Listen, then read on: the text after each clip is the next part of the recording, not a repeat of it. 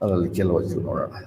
Ephraim ಬೆಟ್ಟದಲ್ಲಿರುವ ರಾಮತಾಯಿಮ್ ಚೋಫಿನಲ್ಲಿ Elkanah ಎಂಬ ಹೆಸರುಳ್ಳ ಒಬ್ಬ ಮನುಷ್ಯ ಇದ್ದ. ಅವನು ಎಫ್ರಾಯಿಮನಾದ ಚೂಫನ ಮೊಮ್ಮಗನು, ತೋಹುವಿನ ಮಗನೂ ಆದ ಎಲೂಹುವಿನ ಮಗನಾದ ಯೆಹೋರಾಮನ ಮಗನಾಗಿದ್ದನು. ಅವನಿಗೆ ಇಬ್ಬರು ಹೆಂಡತಿಯರಿದ್ದರು. ಒಬ್ಬಳ ಹೆಸರು ಹನ್ನ, ಮತ್ತೊಬ್ಬಳ ಹೆಸರು ಪೆನಿನ್ನ. ಪೆನಿನ್ನಳಿಗೆ ಮಕ್ಕಳಿದ್ದರು, ಆದರೆ ಹನ್ನಳಿಗೆ ಮಕ್ಕಳಿರಲಿಲ್ಲ. ಅವನು ಶಿಲೋವಿನಲ್ಲಿರುವ ಸೇನೆಗಳ ಕರ್ತನಿಗೆ ಅಡ್ಡ ಬೀಳಲು, ಆತನಿಗೆ ಬಲಿಯನ್ನು ಅರ್ಪಿಸಲು ಪ್ರತಿ ವರ್ಷ ತನ್ನ ಪಟ್ಟಣದಿಂದ ಹೋಗುತ್ತಿದ್ದನು. ಕರ್ತನ ಯಾಜಕರಾದ ಹೊಫ್ನಿಯು ಫಿನೆಹಾಸನು ಎಂಬ ಏಲಿಯ ಮಕ್ಕಳಿಬ್ಬರು ಅಲ್ಲಿ ಇದ್ದರು.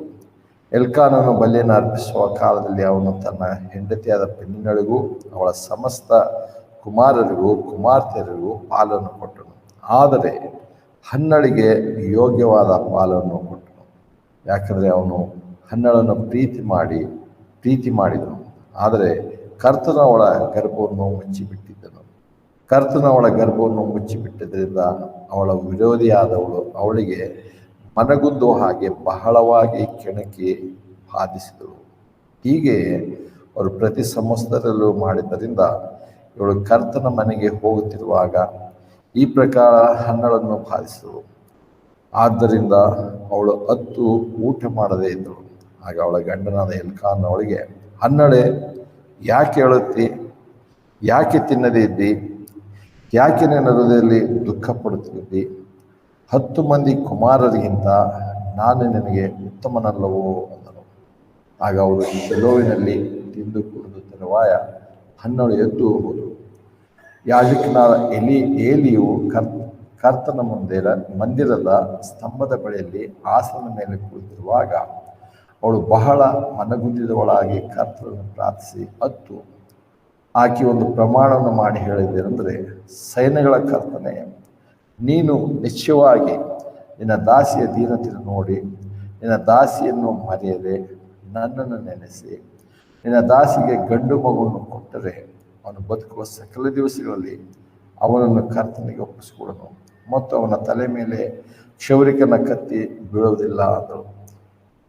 ಅವಳು ಕರ್ತನ ಮುಂದೆ ಹೆಚ್ಚಾಗಿ ಪ್ರಾರ್ಥನೆ ಮಾಡುತ್ತಿರುವಾಗ ಏಲಿ ಅವಳ ಬಾಯನ್ನೇ ನೋಡ್ತಿದ್ದನು ಮತ್ತು ಹನ್ನಳು ತನ್ನ ಹೃದಯದಲ್ಲೇ ಮಾತನಾಡುತ್ತಾ ತನ್ನ ತುಟಿಗಳನ್ನು ಮಾತ್ರ ಆಡಿಸುತ್ತಾ ಇದ್ದುದರಿಂದ ಅವಳ ಶಬ್ದವು ಕೇಳಲ್ಪಡದಿತ್ತು. ಆದ್ದರಿಂದ ಏಲಿಯು ಅವಳು ಅಮಲೇರಿದವಳಾಗಿದ್ದಾಳೆಂದು ನೆನೆಸಿದನು. ಮತ್ತು ಏಲಿಯು ಅವಳಿಗೆ, ಎಷ್ಟರವರೆಗೂ ಅಮಲೇರಿದವಳಾಗಿರುವೆ? ನಿನ್ನ ಬಳಿಯಿಂದ ನಿನ್ನ ದ್ರಾಕ್ಷಾರಸವನ್ನು ತೊರೆದು ಬಿಡು ಅಂದನು. ಅದಕ್ಕೆ ಹನ್ನಳು ಅವನಿಗೆ ಪ್ರತ್ಯುತ್ತರವಾಗಿ ಹೇಳಿದನೆಂದರೆ, ನನ್ನ ಒಡೆಯನೇ, ಹಾಗಲ್ಲ, ನಾನು ದುಃಖದ ಆತ್ಮವುಳ್ಳ ಸ್ತ್ರೀಯಾಗಿದ್ದೇನೆ. ನಾನು ದ್ರಾಕ್ಷಾರಸವನ್ನಾದರೂ ಮದ್ಯಪಾನವನ್ನಾದರೂ ಕುಡಿದವಳಲ್ಲ. ಆದರೆ ನಾನು ಕರ್ತನ ಮುಂದೆ ನನ್ನ ಮನೋವೇದನೆಯನ್ನೆಲ್ಲ ಹೊಯ್ದು ಬಿಟ್ಟೆನು. ನಿನ್ನ ದಾಸಿಯನ್ನು ಬೆಲಿಯಾಳನ ಮಗಳೆಂದು ನೆನೆಸಬೇಡ, ಯಾಕಂದರೆ ನನ್ನ ಹೆಚ್ಚಾದ ಚಿಂತೆಯಿಂದಲೂ ದುಃಖದಿಂದಲೂ ಈವರೆಗೂ ಮಾತನಾಡಿಕೊಳ್ಳುತ್ತಾ ಇದ್ದೆನು ಅಂದಳು. ಆಗ ಏಲಿಯು ಅವಳಿಗೆ ಪ್ರತ್ಯುತ್ತರವಾಗಿ, ಸಮಾಧಾನದಿಂದ ಹೋಗು, ಇಸ್ರಾಯೇಲಿನ ದೇವರು ಆದ್ದರಿಂದ ನೀನು ಬೇಡಿಕೊಂಡ ನಿನ್ನ ವಿಜ್ಞಾಪನೆಯನ್ನು ನಿನಗೆ ಕೊಡಲಿ ಎಂದನು. ಅದಕ್ಕೆ ಅವಳು, ನಿನ್ನ ಸೇವಕರಿಗೆ ನಿನ್ನ ದೃಷ್ಟಿಯಲ್ಲಿ ಕೃಪೆ ತೋರಲಿ ಎಂದಳು. ಮತ್ತು ಆ ಸ್ತ್ರೀ ಹೊರಟು ಹೋಗಿ ಊಟ ಮಾಡಿದಳು. ಆಮೇಲೆ ಅವಳ ಮುಖದಲ್ಲಿ ದುಃಖವು ಕಾಣಲಿಲ್ಲ ಅಂತ ಹೇಳಿ. ಇನ್ನು ಮುಂದೆ ಅನೇಕ ವಿಷಯಗಳಿವೆ, ನಾವಿಲ್ಲಿಗೆ ನಿಲ್ಲಿಸೋಣ. ಏನಂದರೆ, ಒಂದು ಸಾರಿ ದೇವರ ಪ್ರವಾದಿಯಿಂದ ಆ ಒಂದು ಭರವಸೆಯನ್ನು ಕಂಡ ತಕ್ಷಣ ಅಲ್ಲಿ ವಾಕ್ಯ ನೋಡ್ತೇವೆ, ಇನ್ನು ಮೇಲೆ ಅವಳ ಮುಖದಲ್ಲಿ ದುಃಖವು ಕಾಣಲೇ ಇಲ್ಲ ಅಂತೇಳಿ. ಇವತ್ತು ನಾವಿನ್ನೊಂದು ಸರಿ ನಾವು ನೋಡ್ತೇವೆ ಮದರ್ಸ್ ಡೇ ಅನ್ನೋಂಥದ್ದು. ಸುಮಾರು ಇಲ್ಲಿಗೆ 108 ಅಥವಾ ಅದಕ್ಕಿಂತ ಹೆಚ್ಚು ವರ್ಷಗಳು, 110-120 ವರ್ಷ ಆಗಿರುವ, ಅದಕ್ಕಿಂತ ಅಷ್ಟು ವರ್ಷಗಳ ಹಿಂದೆ ವುಡ್ರೋ ವಿಲ್ಸನ್ ಅನ್ನೋಂಥ ಅಮೇರಿಕದ ಪ್ರೆಸಿಡೆಂಟ್ ಅವರು ಮದರ್ಸ್ ಡೇಗೆ ರಜೆಯನ್ನು ಘೋಷಿಸಿದರು. ಆದರೆ ರಜೆ ಘೋಷಿಸೋದಕ್ಕಿಂತ ಹೆಚ್ಚಾಗಿ ಅದಕ್ಕಿಂತ ಮುಂಚೆ ಇನ್ನೊಬ್ಬ ಹುಡುಗಿ, ಆಕೆ ಹೆಸರು ನಾವು ಕಳೆದ ವರ್ಷದಲ್ಲಿ ನೋಡಿದ್ದೇವೆ, ಸರಿ ನೆನಪಿಲ್ಲ, ಆಕೆ ತಾಯಂದಿರ ದಿವಸವನ್ನು ಆಚರಿಸ್ಬೇಕಂತ ಆಕೆ ಹೋರಾಟ ಮಾಡ್ತಾರೆ. ಆದರೆ ಕೊನೆಗೆ ಒಂದು ರೀತಿ ಅದು ಗೌರವ ಸಿಕ್ತು, ಮಾನ್ಯತೆ ಸಿಕ್ತು, ಗೌರವ ಸಿಕ್ತು ಮತ್ತು ಅದಕ್ಕೆ ಒಂದು ದಿನ ನಿಗದಿಪಡಿಸಿದರು. ಹೀಗೆ ನಿಗದಿಪಡಿಸಿದ ಪ್ರಕಾರ ಮೇ ತಿಂಗಳಿನ 2ನೇ ಭಾನುವಾರ ಯಾವಾಗಲೂ ಮದರ್ಸ್ ಡೇ ಅಂತ ಹೇಳಿ ಆಚರಿಸ್ತಾರೆ. ಅದಾದ ನಂತರ ಜೂನಲ್ಲಿ ನೋಡಿದೆ ಫಾದರ್ಸ್ ಡೇ ಕೂಡ ಉಂಟು. ಅದರ ಆ ದಿವಸದಲ್ಲಿ ಆ ಸಂದೇಶ ಅಥವಾ ಅದರ ವಿಚಾರ ನೋಡ್ತೇವೆ. ಆದರೆ ಹೀಗೆ ಮದರ್ಸ್ ಡೇ ಆಕೆಯ ಪ್ರಯತ್ನದಿಂದ ಮಾಡಿರುವಂಥದ್ದು ಅಷ್ಟೇ ಅಲ್ಲ, ಮೊದಲನೇದಾಗಿ ಚರ್ಚ್ನಲ್ಲಿ ಈ ಒಂದು ದಿನ ಆಚರಿಸಿರುವಂಥದ್ದು ಒಂದು ಹೆಮ್ಮೆಯ ಸಂಗತಿ. ಯಾಕಂದರೆ ಎಲ್ಲ ಸಂಗತಿಗಳು ಚರ್ಚೆಲ್ಲ ಆಚರಿಸಲ್ಲ, ಕೆಲವು ಸಂಗತಿಗಳು ಚರ್ಚ್ನಲ್ಲಿ ಆಚರಿಸುವಂಥದ್ದು. ಅದಕ್ಕೆ ಆಧಾರ ಮತ್ತು ಒಂದು ರೀತಿ ಅದಕ್ಕೆ ಮನ್ನಣೆ ಸಿಕ್ಕಿರುವಂಥದ್ದು, ಅದಕ್ಕೆ ಪ್ರೋತ್ಸಾಹ ಸಿಕ್ಕಿರುವಂಥದ್ದು ವಿಶ್ವಾಸಿಗಳಿಂದ, ದೇವರಲ್ಲಿ ನಂಬಿಕೆ ಇಡುವಂಥವರಿಂದ ಈ ಸಂಗತಿ ಆಗಿರೋದ್ರಿಂದ ಅದನ್ನು ಚರ್ಚ್ನಲ್ಲಿ ಆಚರಿಸ್ಕೊಂಡು ಬಂದರು. ಹಾಗೆ ಚರ್ಚ್ನಲ್ಲಿ ಆಚರಿಸುವುದರಿಂದಲೇ ಇದು ಬೇರೆ ಹಬ್ಬಗಳಾಗಿ ಬೇರೆ ದಿವಸಗಳಾಗಿ ಒಂದು ಡೇಟಿಗೆ ಫಿಕ್ಸ್ ಮಾಡಿಲ್ಲ. ಅದಕ್ಕೋಸ್ಕರ ಮೇ 2ನೇ ಭಾನುವಾರ ಯಾವ ಭಾನುವಾರ ಬರುತ್ತೋ ಅವತ್ತು ಅಂದರೆ ಇದು ವಿಶೇಷವಾಗಿ ನೋಡ್ತಾರೆ. ಇವತ್ತಿನ ಒಂದು ರೀತಿ ಪ್ರಪಂಚ ಎಲ್ಲ ಮದರ್ಸ್ ಡೇ ಆಚರಿಸ್ತಾ ಇದ್ದಾರೆ, ಹೌದು. ಆದರೆ ಇದು ವಿಶೇಷವಾಗಿ ಕ್ರಿಸ್ತ ವಿಶ್ವಾಸಿಗಳಿಗೆ ಸಂಬಂಧಪಟ್ಟು ಕ್ರಿಸ್ತ ವಿಶ್ವಾಸಿಗಳೇ ಆಚರಣೆ ಪ್ರಾರಂಭ ಮಾಡೋದ್ರಿಂದ ಅದು ಕರ್ತನ ಪುನರುತ್ಥಾನ ದಿನಕ್ಕೆ ಅದು ಸೀಮಿತವಾಗಿದೆ. ಸೊ ಮೇ 2ನೇ ಭಾನುವಾರ ಮದರ್ಸ್ ಡೇ ಅಂಥೇಳಿ ಆಚರಿಸ್ತೀವಿ. ಮದರ್ಸ್ ಡೇ ಅಂಥೇಳಿ ನೋಡುವಾಗ ನೋಡ್ತೇವೆ ವಿಶೇಷವಾಗಿ ಇವತ್ತು ನಮ್ಮ ತಾಯಿಯಂದಿರನ್ನು ನೆನೆದು ಅವರನ್ನು ಇನ್ನೊಂದು ಆರ್ತಿ ಗೌರವಿಸುವಂಥದ್ದು, ಅವರು ಹೆಮ್ಮೆ ಪಡುವಂತೆ ಅವರ ಬಗ್ಗೆ ನಾವು ಜೀವಂತವಾಗಿದ್ದರು ಅಥವಾ ಜೀವಂತಿಲ್ಲದರು ಅವರ ಬಗ್ಗೆ ಒಳ್ಳೆಯ ಮಾತುಗಳನ್ನು ಅಭಿಪ್ರಾಯಗಳನ್ನು ತಿಳಿಸುವಂಥದ್ದು, ಅವರ ಪ್ರೀತಿ ಮತ್ತು ಅನೇಕ ಸಲ ನೋಡ್ತೇವೆ ಅವರ ತ್ಯಾಗ, ಅವರ ಯಾವುದೇ ಸ್ವಾರ್ಥ ಇಲ್ಲದೆ ಇರುವಂಥ ಪ್ರೀತಿ, ಇವುಗಳು ನೋಡುವಾಗ ತಾಯಿ ಮಾತ್ರವೇ ವಿಶೇಷವಾಗಿರುವಂಥ ವ್ಯಕ್ತಿಯನ್ನು ದೇವರು ಸೃಷ್ಟಿಸಿರೋದು ನೋಡ್ತೇವೆ. ಅವಳನ್ನು ನಾವು ನೆನೆಸುವಂಥ ಒಂದು ದಿವಸವಾಗಿರುತ್ತೆ. ಹಾಗೆ ಆ ತಾಯಿಯ ಬಗ್ಗೆ ನೋಡುವಾಗ ನೋಡ್ತೇವೆ, ಅದಕ್ಕೆ ಅವಾಗಲೇ ಅದಲ್ಲ ಬ್ರದರ್ ಜಯರಾಮ್ ಅವರು ಫೋಟೋ ಹಾಕಿದ್ರು, ವೋಟ್ ಹಾಕೋದಕ್ಕೆ ಕರ್ಕೊಂಡು ಹೋಗ್ತಿರೋದು, ಮಾತನಾಡೋದು ಇವತ್ತು ಒಂದು ಹೆಮ್ಮೆಯ ಸಂಗತಿ. ಅವರಿಗೆ 100 ವರ್ಷಗಳು ದಾಟಿದೆ. ಆ ತಾಯಿನ ಜೊತೆಯಲ್ಲಿ ಆರೋಗ್ಯವಂತವಾಗಿ ಚೆನ್ನಾಗಿ ಮಾತನಾಡ್ತಿರೋದು. ಮತ್ತು ಅಷ್ಟೇ ಅಲ್ಲ, ದೇವರು ಅವರ ಜೀವಿತದಲ್ಲಿ ಅವ್ರು ಹೇಳಿದಂತೆ ಶಸ್ತ್ರಕ್ರಿಯೆ ಮುಂತಾದವುಗಳಲ್ಲಿ ಇವತ್ತಿನ ಏನಂತಾರೆ ಆರೋಗ್ಯ ಅಥವಾ ಚೆನ್ನಾಗಿ ವಹಿಸಿದಂಥವರಿಗೆ ಸ್ವಸ್ಥವಾಗುವಂಥದ್ದು ಭಾಳ ಕಷ್ಟಕರವಾಗಿರುವಂಥದ್ದು. ಆದರೆ ಅಂಥ ಮುಪ್ಪಿನ ಪ್ರಾಯದಲ್ಲಿಯೂ ದೇವರು ಹೆಚ್ಚಿನ ಒಂದು ರೀತಿ ಮಹತ್ ಕಾರ್ಯವನ್ನೇ ಮಾಡಿದ್ದಾನೆ. ದೇವರಿಗೆ ಸ್ತೋತ್ರ. ತಾಯಿಯಂದರು ಆಗಿರೋದು ಮತ್ತು ಅಷ್ಟೇ ಅಲ್ಲ, ನಮಗಿರುವಂಥ ತಾಯಿಯಂದರನ್ನು ನಾವು ನೆನಪು ಮಾಡಿಕೊಳ್ಳೋದು ಜೊತೆಯಲ್ಲಿ ಇವತ್ತು ಇರುವಂಥ ನಮ್ಮ ಸದ್ಯದಲ್ಲಿರುವಂಥ ತಾಯಿಯಂದರು ಅವರು ಕೂಡ ಕೆಲವು ಸಂಗತಿಗಳನ್ನು ಬೈಬಲಿಂದ ನೋಡುವಂಥದ್ದಾಗಿದೆ. ತಾಯಿಯಂದರು ನೋಡುವಾಗ, ಯಾಕಂದರೆ ಪ್ರತಿ ಹೆಣ್ಣು ಮಕ್ಕಳ ಜೀವಿತದಲ್ಲಿ ತಾಯಿತನ ಅನ್ನೋದು ಬರಬೇಕಾಗಿರುವಂಥದ್ದು.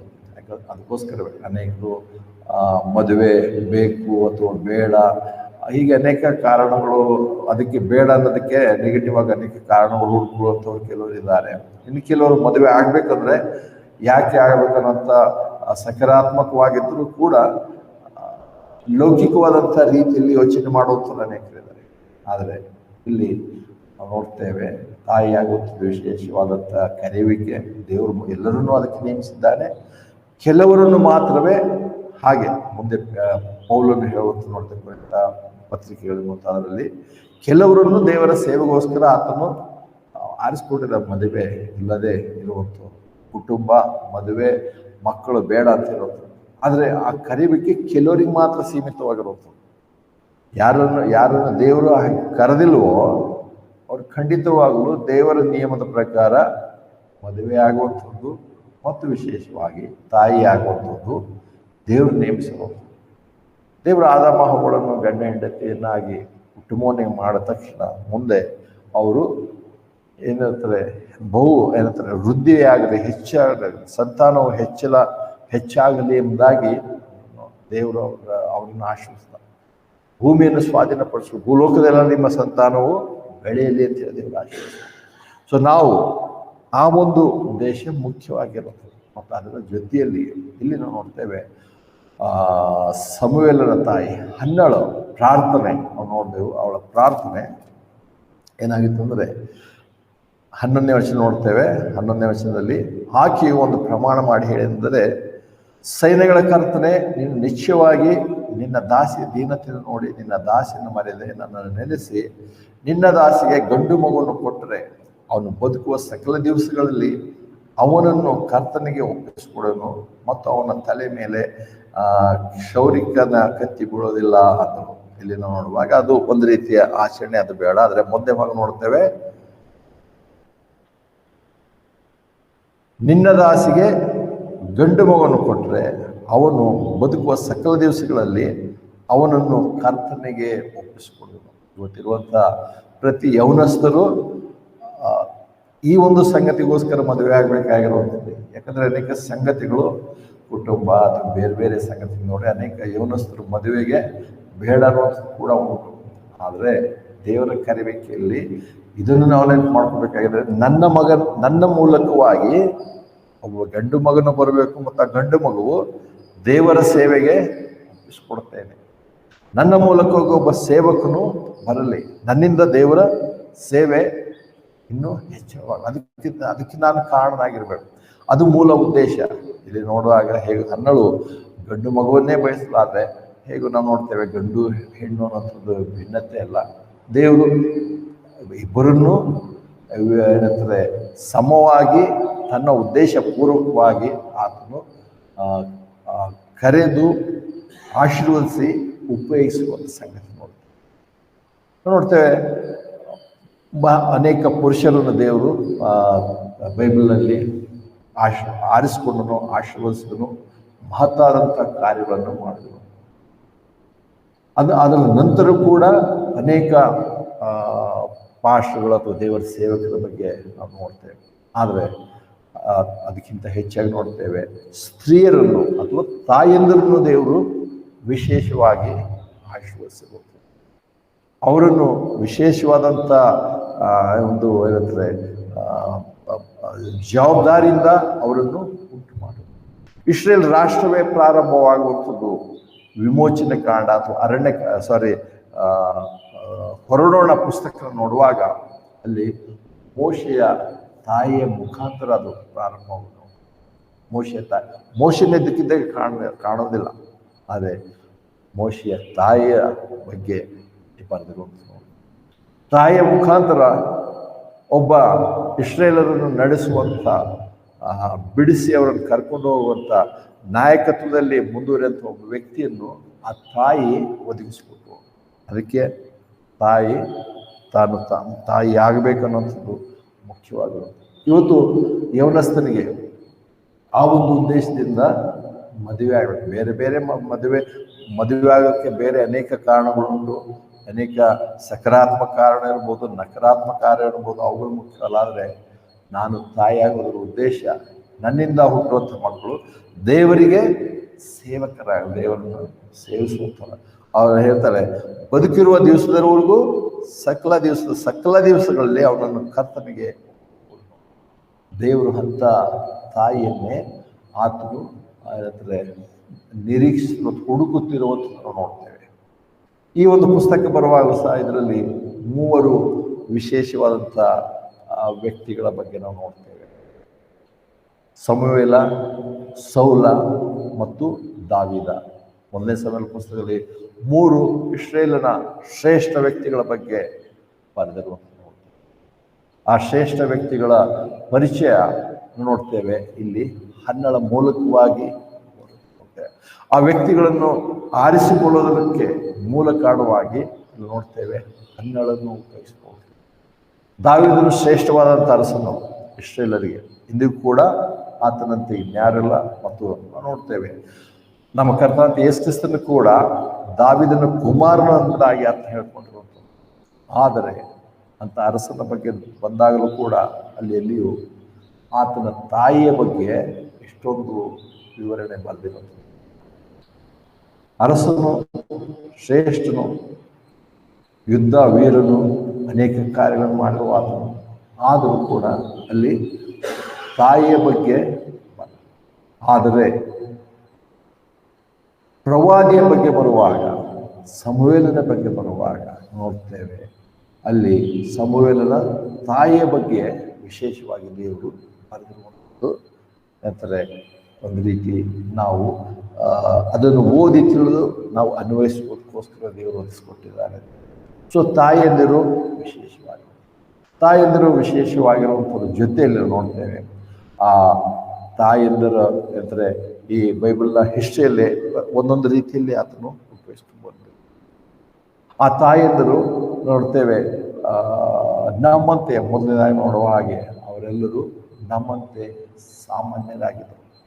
ಇಲ್ಲಿ ಹನ್ನಾಳ ಬಗ್ಗೆ ನೋಡುವಾಗ ಅವಳು ನಮ್ಮಂತೆ ಸಾಮಾನ್ಯ. ನಮ್ಮ ಅಂದರೆ ಅನೇಕರು ನೋಡುವಾಗ ಕೆಲವರು ಮಾತ್ರವೇ ವಿಶೇಷವಾದಂಥ ಪ್ರತಿಭೆಯಿಂದ, ವಿಶೇಷವಾದಂಥ ಒಂದು ಏನಂದರೆ ಸ್ಥಾನಮಾನಗಳಿಂದ ಇರುವಂಥವ್ರು ಇರ್ಬೋದು.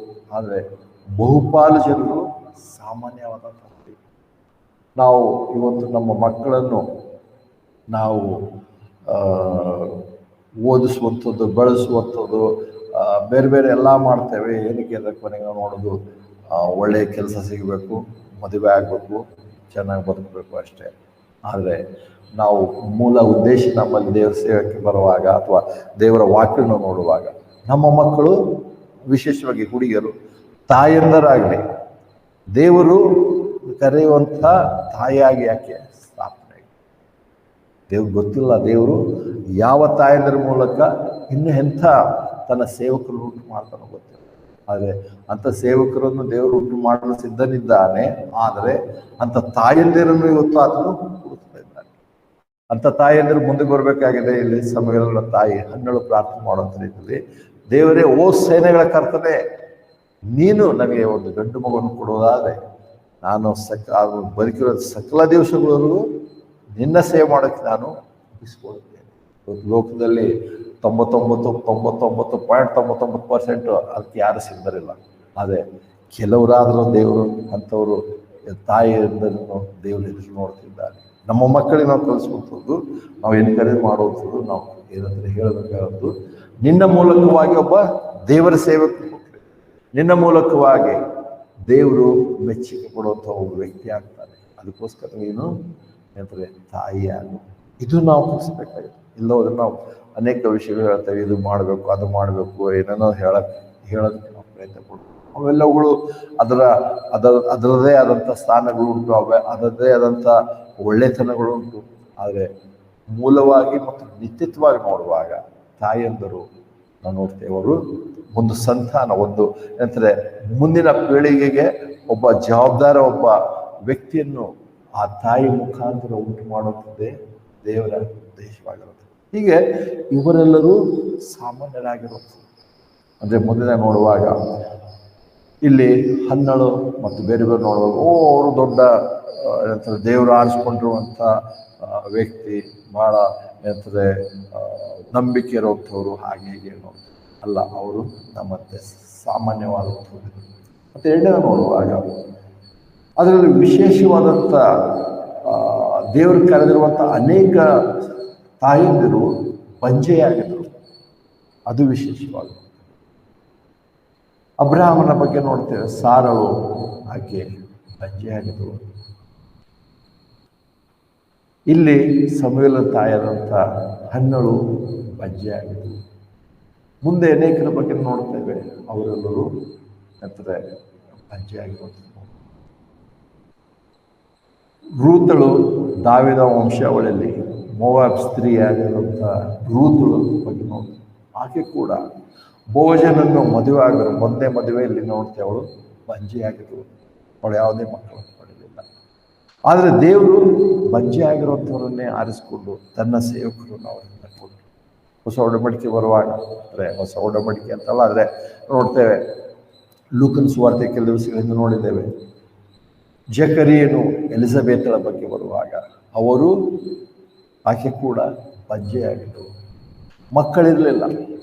ಇವತ್ತು ಏನಾಗಿದೆ ಅಂದರೆ ಅನೇಕ ಸಾರಿ ಮಕ್ಕಳು ಆಗುವಂಥದ್ದು ಮಕ್ಕಳಿರುವಂಥವರಿಗೆ ಭಾಳ ನಾರ್ಮಲ್ ಆದಂಥ ಒಂದು ಪರಿಸ್ಥಿತಿ ಅಂತ ಹೇಳಿ ತಿಳ್ಕೊಂಡಿದ್ದಾರೆ. ಮಕ್ಕಳ ಬಗ್ಗೆ ಮಹತ್ವನೇ ಇಲ್ಲ. ಮಕ್ಕಳಾಗಿರುವಂಥ ತಾಯಂದಿರಿಗೆ. ಅದಕ್ಕೆ ಯಾರಿಗೆ ಮಕ್ಕಳಿಲ್ಲವೋ ಅವರು ಬಹಳ ಏನಂತಾರೆ ಚಿಂತೆಯಲ್ಲಿಯೂ ವ್ಯಸನದಲ್ಲಿಯೂ ಒಂದು ರೀತಿಯ ಕೊರಗುತ್ತಾ ತಮ್ಮ ಜೀವನ ನಡೆಸುವುದು. ಇಲ್ಲಿ ಮೊದಲನೇದಾಗಿ ಸಾಮಾನ್ಯವಾದ ಸ್ಥಿತಿಯಾಗಿದ್ದಳು 12, 2ನೇ ನೋಡುವ ಆಕೆ ಬಂಜಿಯಾಗಿದ್ದಳು, 3ನೇ ನೋಡುವಾಗ ಆಕೆ ವೇದನೆಗಳಿಂದ ನೋವಿನಿಂದ ಕೂಡಿರುವಂಥ ಸ್ತ್ರೀಯಾಗಿದೆ. ನಮ್ಮ ಜೀವಿತ ನೋಡುವಾಗ ಅವರಿಗೆ ಚೆನ್ನಾಗಿದೆ, ಇವ್ರು ಚೆನ್ನಾಗಿದ್ದಾರೆ, ಅಥವಾ ಅನೇಕರು ಹೇಳುವಾಗ ನಾವು ವೆಲ್ ಸೆಟಲ್ಡ್ ಅಂತ ಹೇಳ್ತಾರೆ. ನಮ್ಮ ಮಕ್ಕಳು ಎಲ್ಲಿದ್ರೂ ಎಲ್ಲ ಫಾರಿನಲ್ಲಿ ಸೆಟಲ್ ಆಗಿದ್ದಾರೆ, ಮಕ್ಕಳು ಮೊಮ್ಮಕ್ಕಳು ಎಲ್ಲ ಚೆನ್ನಾಗಿದೆ ಅಂತ ಹೇಳ್ತಾರೆ. ಆದರೆ ಇಲ್ಲಿ ತಾಯಿಯನ್ನು ನೋಡುವಾಗ, ದೇವ್ರು ಕರೆದಿರುವಂಥ ತಾಯಿಯನ್ನು ನೋಡುವಾಗ ಅವರ ಜೀವಿತದ ಒಂದು ಪಾಲು ಅಥವಾ ಹೆಚ್ಚು ಪಾಲು, ಮುಕ್ಕಾಲು ಪಾಲು ಜೀವಿತ ದುಃಖದಲ್ಲಿ, ವ್ಯಸನದಲ್ಲಿ ಕಳೆದು ಹೋಗ್ತದೆ. ಇಲ್ಲಿ ಆಕೆ ಅಂತಾರೆ ಒಂದು ರೀತಿ ವೇದನೆಯಲ್ಲಿದ್ದು, ಹಾಗಂತ ಅವಳು ಯಾವುದೇ ರೀತಿಯಾದಂಥ ಪಾಪಿಯಾಗಿದ್ದಳು, ದೇವರ ಶಾಪದಾಗಿತ್ತು ಅಲ್ಲ. ಯಾಕಂದರೆ ಅನೇಕ ಸಾರಿ ಬಂಜೆತನವನ್ನು ಹಾಗೆ ಜನ ದೃಷ್ಟಿಸುವಂಥ ಕೂಡ ಯಾರಿಗೆ ತಾಯಿ ಇಲ್ಲವೋ, ತಾಯಿತನ ಇಲ್ವೋ, ಯಾರಿಗೆ ಮಕ್ಕಳಾಗಿಲ್ವೋ, ಇದು ಒಂದು ರೀತಿ ದೇವರ ಶಾಪವೇ ಆಗಿರ್ಬೋದು, ಅದಕ್ಕೆ ದೇವರು ಮಕ್ಕಳು ಕೊಟ್ಟಿಲ್ಲ ಅಂತೇಳಿ ಅಲ್ಲ. ಇಲ್ಲಿ ಕೂಡ ನೋಡ್ತೇವೆ, ಇಲ್ಲಿ ಹನ್ನಳ ನಂಬಿಕೆ, ಅವಳ ಜೀವಿತ ಭಾಳ ಚೆನ್ನಾಗಿರುತ್ತೆ. ದೇವರಲ್ಲಿ ಭಯಭಕ್ತಿಗಳಂತೂ, ಆಕೆ ಗಂಡನು ಕೂಡ ದೇವರಲ್ಲಿ ಭಯಭಕ್ತಿಗಳಂತು, ಆದರೆ ಅವಳಿಗೆ ಕೊರತೆ ಇತ್ತು. ಆ ಒಂದು ಕೊರತೆ ಯಾರು ತುಂಬೋದಕ್ಕಾಗಲ್ಲ. ಅದೊಂದಿಲ್ಲದೆ ಹೋದರೆ ಆಕೆಗೆ ಏನೆಲ್ಲ ಇದ್ರೂ ಕೂಡ ಯಾವ ಪ್ರಯೋಜನವಿಲ್ಲ. ಆದರೆ ನೋಡ್ತೇವೆ ಅಂದರೆ ನೋಡುವಾಗ ಅದು ದೇವರ ಶಾಪವಲ್ಲ. ಅನೇಕ ಸಾರಿ ನಾವು ಯಾರು ಮಕ್ಕಳಿರಲ್ಲ ಅಂಥವ್ರು ಒಂದು ರೀತಿ ಹಾಗೆ ಅಂತ ಅಭಿಪ್ರಾಯಕ್ಕೆ ಬರುವಂಥದ್ದುಂಟು. ಸೈತಾನನು ಇಂಥ ಆಲೋಚನೆಗಳು ನಮ್ಮಲ್ಲಿ ಕೊಡುವಂಥದ್ದು ಕೂಡ. ಖಂಡಿತವಾಗಲೂ ನಾವು ಅಂಥ ಒಂದು ನಿರ್ಧಾರಕ್ಕೆ ಬರುವಂಥದ್ದು ಬೇಡ. ತಾಯಿ ಆಗಿಲ್ಲ ಅಂದ ತಕ್ಷಣ ಏನೋ ದೇವರ ಶಾಪ ಇರ್ಬೋದು, ದೇವರು ಕೊಡ್ತಲ್ಲ ಅಲ್ಲ. ದೇವರ ಉದ್ದೇಶ ಉಂಟು. ದೇವರು ಒಂದಾಗೊಂದು ದಿವಸ ಆತ ತನ್ನ ಕಾರ್ಯವನ್ನು ಮಾಡುವ. ಒಂದು ವೇಳೆ ತಾಯಿ ಆಗದಿದ್ದರು 2ನೇ ಪಾಠ ನೋಡ್ತೇವೆ. ಆದರೆ ನೋಡುವಾಗ ಹಾಗೆ ಆಗದಿರುವಾಗ ಅವರ ಜೀವನದಲ್ಲಿ ಯಾವುದೇ ತಪ್ಪಿಲ್ಲ. ನಾವು ಯಾರನ್ನು ಹಾಗೆ ಎಣಿಸ್ಬೇಕಾಗಿಲ್ಲ, ಯಾರನ್ನು ಹಾಗೆ ನಾವು ನೋಡಬೇಕಾಗಿಲ್ಲ. ಇಲ್ಲಿ ಸಮಯದಷ್ಟೇ ಅಲ್ಲ, ನಾವು ಹೇಗೆ ನಾವು ನೋಡಿ ಲೂಕನ ಸುವಾರ್ತೆಯಲ್ಲಿ ಒಂದು ವಚನ ನೋಡ್ತೇವೆ, 2-3 ಸಾರಿ ನಾವು ನೋಡಿದ್ದೇವೆ. ಲೂಕನ ಸುವಾರ್ತೆಯಲ್ಲಿ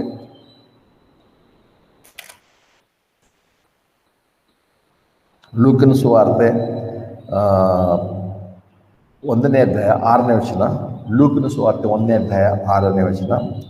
ಅವರಿಬ್ಬರು ಕರ್ತನ ಎಲ್ಲ ಆಜ್ಞೆಗಳನ್ನು ನ್ಯಾಯವಿಧಿಗಳನ್ನು ತಪ್ಪಿಲ್ಲದೆ ಕೈಕೊಂಡು ದೇವರ ಮುಂದೆ ನೀತಿವಂತರಾಗಿದ್ದರು.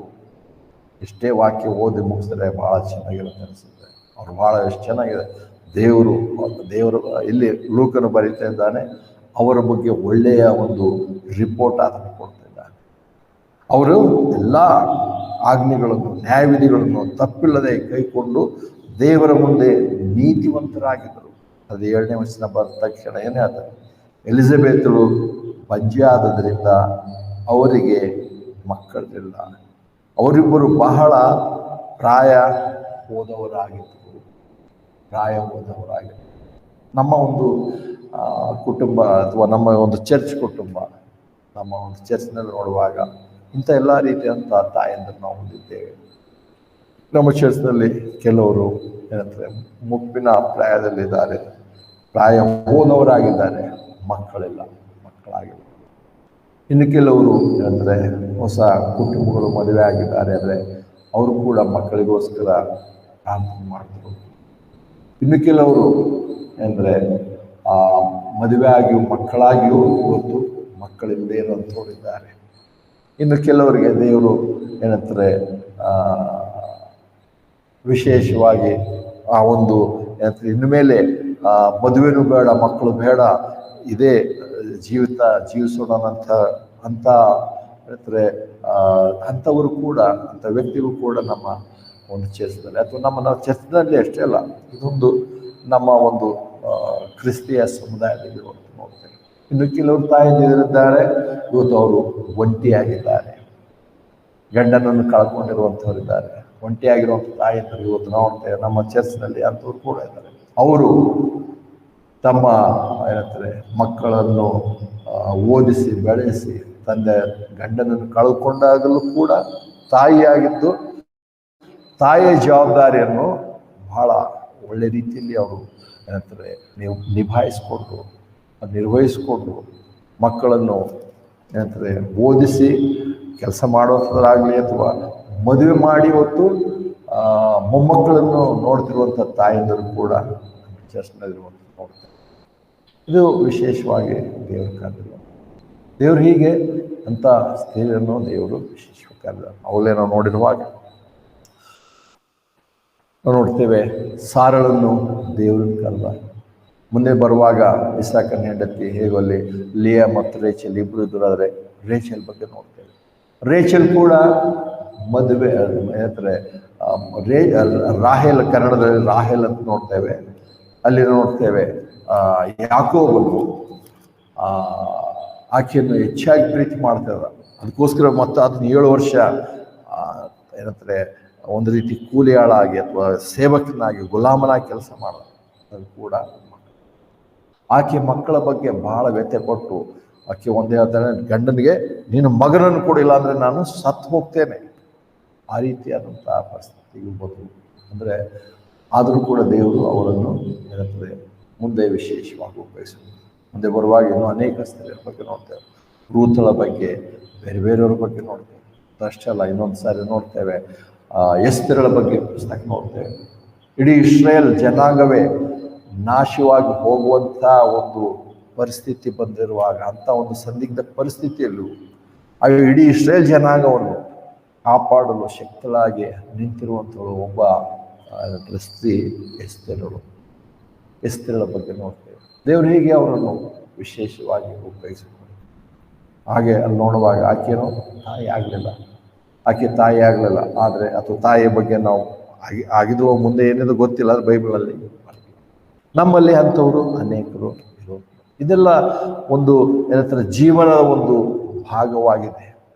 ಆದರೆ ನಾವು ಯಾವಾಗ ಎಲ್ಲವನ್ನೂ ಹೊಂದಿದ್ದೇವೋ ಅದು ನಮಗೆ ಅಷ್ಟೊಂದು ಆಶೀರ್ವಾದ, ಇದು ದೇವರ ಕೊಡುಗೆ ನಾವು ಅರ್ಥ ಮಾಡ್ಕೊಳ್ಳಲ್ಲ. ಮಕ್ಕಳಂದರೆ ಅನೇಕರಿಗೆ ಮದುವೆ ಆಯಿತು, ಮಕ್ಕಳಾಯ್ತು, ಆಯ್ತಲ್ಲ, ಇದು ನಾರ್ಮಲ್ ಸಂಗತಿ ಅಂತ ಅನೇಕರಿಗೆ ಅದಲ್ಲ. ಯಾಕಂದರೆ ಹಾಗಿರುವಾಗಲೇ ನಾವೆಲ್ಲರೂ ನಾವು ಏನಂತಾರೆ ಯೋಚನೆ ಮಾಡಬೇಕಾಗಿರುತ್ತೆ. ಇದು ದೇವರ ಕೊಡುಗೆ, ದೇವರ ಬಹುಮಾನ. ಮಕ್ಕಳು ದೇವರ ಬಹುಮಾನವಾಗಿದೆ.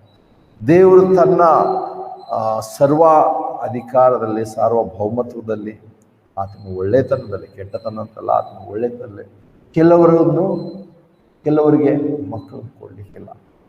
ಅವರನ್ನು ಇನ್ನೂ ಮುಂದೆ ಸಿದ್ಧಪಡಿಸಿದರು. ಆದರೆ ಇವತ್ತು ನಾವು ನೋಡುವಾಗ ನಾವು ನೋಡ್ತೇವೆ, ಸುಮಾರು ಇವತ್ತಿನ ಒಂದು ದಿವಸಕ್ಕೆ ಬರುವಾಗ ಮುಂಚಿನ ಕಾಲಕ್ಕೆ ಅಂದರೂ ಸುಮಾರು 20-30 ವರ್ಷಗಳ ಅಥವಾ 50 ವರ್ಷಗಳ ಹಿಂದೆ ನೋಡಿದಾಗಲೇ 8ರಲ್ಲಿ ಒಬ್ಬರು ಬಂಜೆ ಆಗಿರ್ತಿದ್ರಂತೆ. 8 ಸ್ತ್ರೀಯರಲ್ಲಿ ಒಬ್ಬರು ಬಂಜೆ ಆಗ್ತದೆ. ಆದರೆ ಇವತ್ತು ಅದು 50%ಗೆ ಹೆಚ್ಚಾಗಿ ಹೋಗಿದೆ. 10ರಲ್ಲಿ 5ಕ್ಕಿಂತ ಹೆಚ್ಚು ಜನರಿಗೆ ಮಕ್ಕಳಾಗ್ತಾಯಿಲ್ಲ. ಅದಕ್ಕೋಸ್ಕರ ಇವತ್ತು ಅನೇಕ ಬೇರೆ ಬೇರೆ ರೀತಿಯ ಏನಂತಾರೆ ಟ್ರೀಟ್ಮೆಂಟ್ಗಳು, ಆಧುನಿಕವಾದಂಥ ವಿಜ್ಞಾನದ ಏನಂತಾರೆ ತಂತ್ರಗಳು ಅಥವಾ ಬೇರೆ ಬೇರೆ ಚಿಕಿತ್ಸೆಗಳು ಇವತ್ತು ಕೂತ್ಕೊಂಡು ನೋಡ್ತೇವೆ. ಹೇಗೆ ಅದರ ಮೂಲಕವಾಗಿ ಹಾಗಂತ ತಕ್ಷಣ ಅದು ಏನಂತಾರೆ ಅದನ್ನು ತಿರಸ್ಕಾರ ಮಾಡುವಂಗಿಲ್ಲ. ದೇವರು ಅವುಗಳನ್ನು ಸಹ ದೇವರ ಜ್ಞಾನದಲ್ಲಿ ಅವರು ಮಾಡಿರುವಂಥದ್ದು. ಆದರೂ ನೋಡ್ತೇವೆ ಇದು ಬಂಜೆತನ ಅನ್ನುವಂಥದ್ದು ಅನೇಕರಿಗೆ ಏನಂತಾರೆ ಸಮಸ್ಯೆ ಇರುವಂಥದ್ದು ನೋಡ್ತೇವೆ. ಅದು ಸಮಸ್ಯೆ ಇದೆ.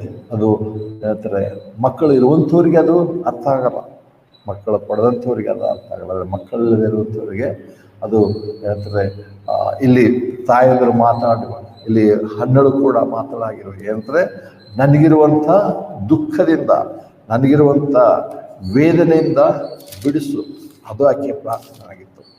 ನನಗೇನು ಮಕ್ಕಳು ಕೊಡು, ಎಷ್ಟೋ ಸಂತಾನ ಕೊಡು, ಬಹು ಸಂತಾನ ಉಳ್ಳರಾಗಲಿ ಅಂತ ಹೇಳಿದ ತಕ್ಷಣಕ್ಕೆ ನನಗೆ ಇಷ್ಟು ಮಕ್ಕಳು ಬೇಕು ಅಥವಾ ಅಷ್ಟು ಬೇಕು ಕೇಳಿಲ್ಲ ಅಂದರೆ ಆಕೆ ನನಗಿರುವಂಥ ವೇದನೆಯಿಂದ ತೋರಿಸು. ಮಕ್ಕಳಿಲ್ಲದೆ ಇರುವಾಗ ತಾಯಂದಿರಿಗೆ ಆ ಒಂದು ಏನಂದರೆ ವೇದನೆ ಅಥವಾ ದುಃಖ ಬೇಸರ ಉಂಟಾಗುವುದು ಸಹಜವೇ. ಆದರೆ ಇಲ್ಲಿ ಇಂಥವರ ಜೀವಿತದಿಂದ ನಾವು ಏನಂತಾರೆ ಪ್ರೋತ್ಸಾಹವನ್ನು ಪ್ರೇರೇಪಣೆಯನ್ನು ಹೊಂದುತ್ತೇವೆ. ಅದಕ್ಕೋಸ್ಕರ ದೇವರು ತನ್ನ ವಾಕ್ಯಗಳ ಇಂಥ ಎಲ್ಲರ ಜೀವಿತವನ್ನು ಆತ ನಮಗೆ ಕೊಟ್ಟಿರುವಂಥ ನೋಡಿ. ಇಲ್ಲಿ ಅಂದರೆ ನೋಡುವಾಗ ಹನ್ನಳ ಜೀವಿತ ಅದಾಗಿ ಅದರ ಜೊತೆಯಲ್ಲಿ ನೋಡ್ತೇವೆ. ಹಾಗೆ ಮಕ್ಕಳಿದ್ದಿರುವಾಗಲೇ ಮನೆಯಲ್ಲಿಯೇ ಅವರಿಗೆ ವಿರೋಧ ಅಥವಾ ವೈರತ್ವವಿತ್ತು. ಅದನ್ನೇ ನೋಡ್ತೇವೆ. ಒಂದೇ ಸಮುವೇಲನ ಪತ್ರಿಕೆಯೆಲ್ಲ ನೋಡಿದಾಗ ಸಮುವೇಲನ ಪತ್ರಿಕೆಯಲ್ಲಿ ಆಕೆಗೆ ಬೇರೆಯವರು ನೋವು ಕೊಡುವಂಥದ್ದು ಬೇರೆ, ಅಂದರೆ ಮನೆಯಲ್ಲಿಯೇ ನೋವು ಬಂದುವಂಥದ್ದು ಇತ್ತು. ಇಂಥ ಗ್ರೇಟೆಸ್ಟ್ ತಾಯಂದಿರಿಗೆ ಅಂತ ಹೇಳಿ ನೋಡುವಾಗ ಸಾಮಾನ್ಯವಾದಂಥವರೇ ಅವರಿಗೆ ಕೊರತೆ ಇತ್ತು. ಅದ್ರ ಜೊತೆಲಿ ನೋಡ್ತೇವೆ ಅವರಿಗೆ ವಿರೋಧ ಅನ್ನುವಂಥದ್ದಿತ್ತು. ನಾವೆಲ್ಲರೂ ಹೇಳ್ತೇವೆ ಎಲ್ಲ ಯಾರದಪ್ಪ ಎಲ್ಲ ಏನೂ ಪ್ರಾಬ್ಲಮ್ ಇಲ್ಲ ಅಲ್ಲ. ಬೇರೆಯವ್ರ ಅಕ್ಕಪಕ್ಕ ಮನೆಯವರಾಗಲಿ ದೂರದ ಸಂಬಂಧಿಕರಾಗಲಿ ನೋವು ಮಾಡೋದು ಬೇರೆ. ಅದರಲ್ಲಿ ಮನೆಯಲ್ಲೇ ಆಕೆಗೆ ವಿರೋಧವಿತ್ತು. ಮನೆಯಲ್ಲಿಯೇ ಯಾವಾಗಲೂ ಎಂತಾರೆ ಟೀಕೆ, ನೋವಾಗುವಂಥ, ಚುಚ್ಚಿ ಮಾತಾಡುವಂಥ ಸಂಗತಿ ಅವಳಿಗೆ ಯಾಕಂದರೆ ನೋಡ್ತೇವೆ.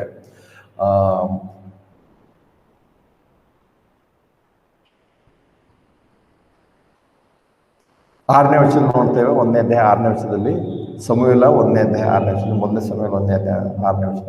ಕರ್ತನು ಅವಳ ಗರ್ಭವನ್ನು ಮುಚ್ಚಿಬಿಟ್ಟಿದ್ದರಿಂದ ಅವಳ ವಿರೋಧಿಯಾದವಳು ಅವಳಿಗೆ ಮನಗುಂದುವ ಹಾಗೆ ಬಹಳವಾಗಿ ಕೆಣಕಿ ಪಾಲಿಸಿದಳು. ಇಲ್ಲಿ ವಿರೋಧಿಯಾಗಿರುವಂಥವಳು ವಿರೋಧಿಯಾದ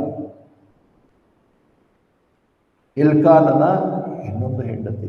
ಅದನ್ನು ಸ್ಪಷ್ಟವಾಗಿ ಬೈಬಲನ್ನೇ ಮೊದಲೇ ಬರೆದಿರ್ತಾನೆ. ಏನಂದರೆ 2ನೇ ವಚನ ನೋಡ್ತೇವೆ. ಮೊದಲನೇ ಸಮಯ 1ನೇ 2ನೇ ವಚನ.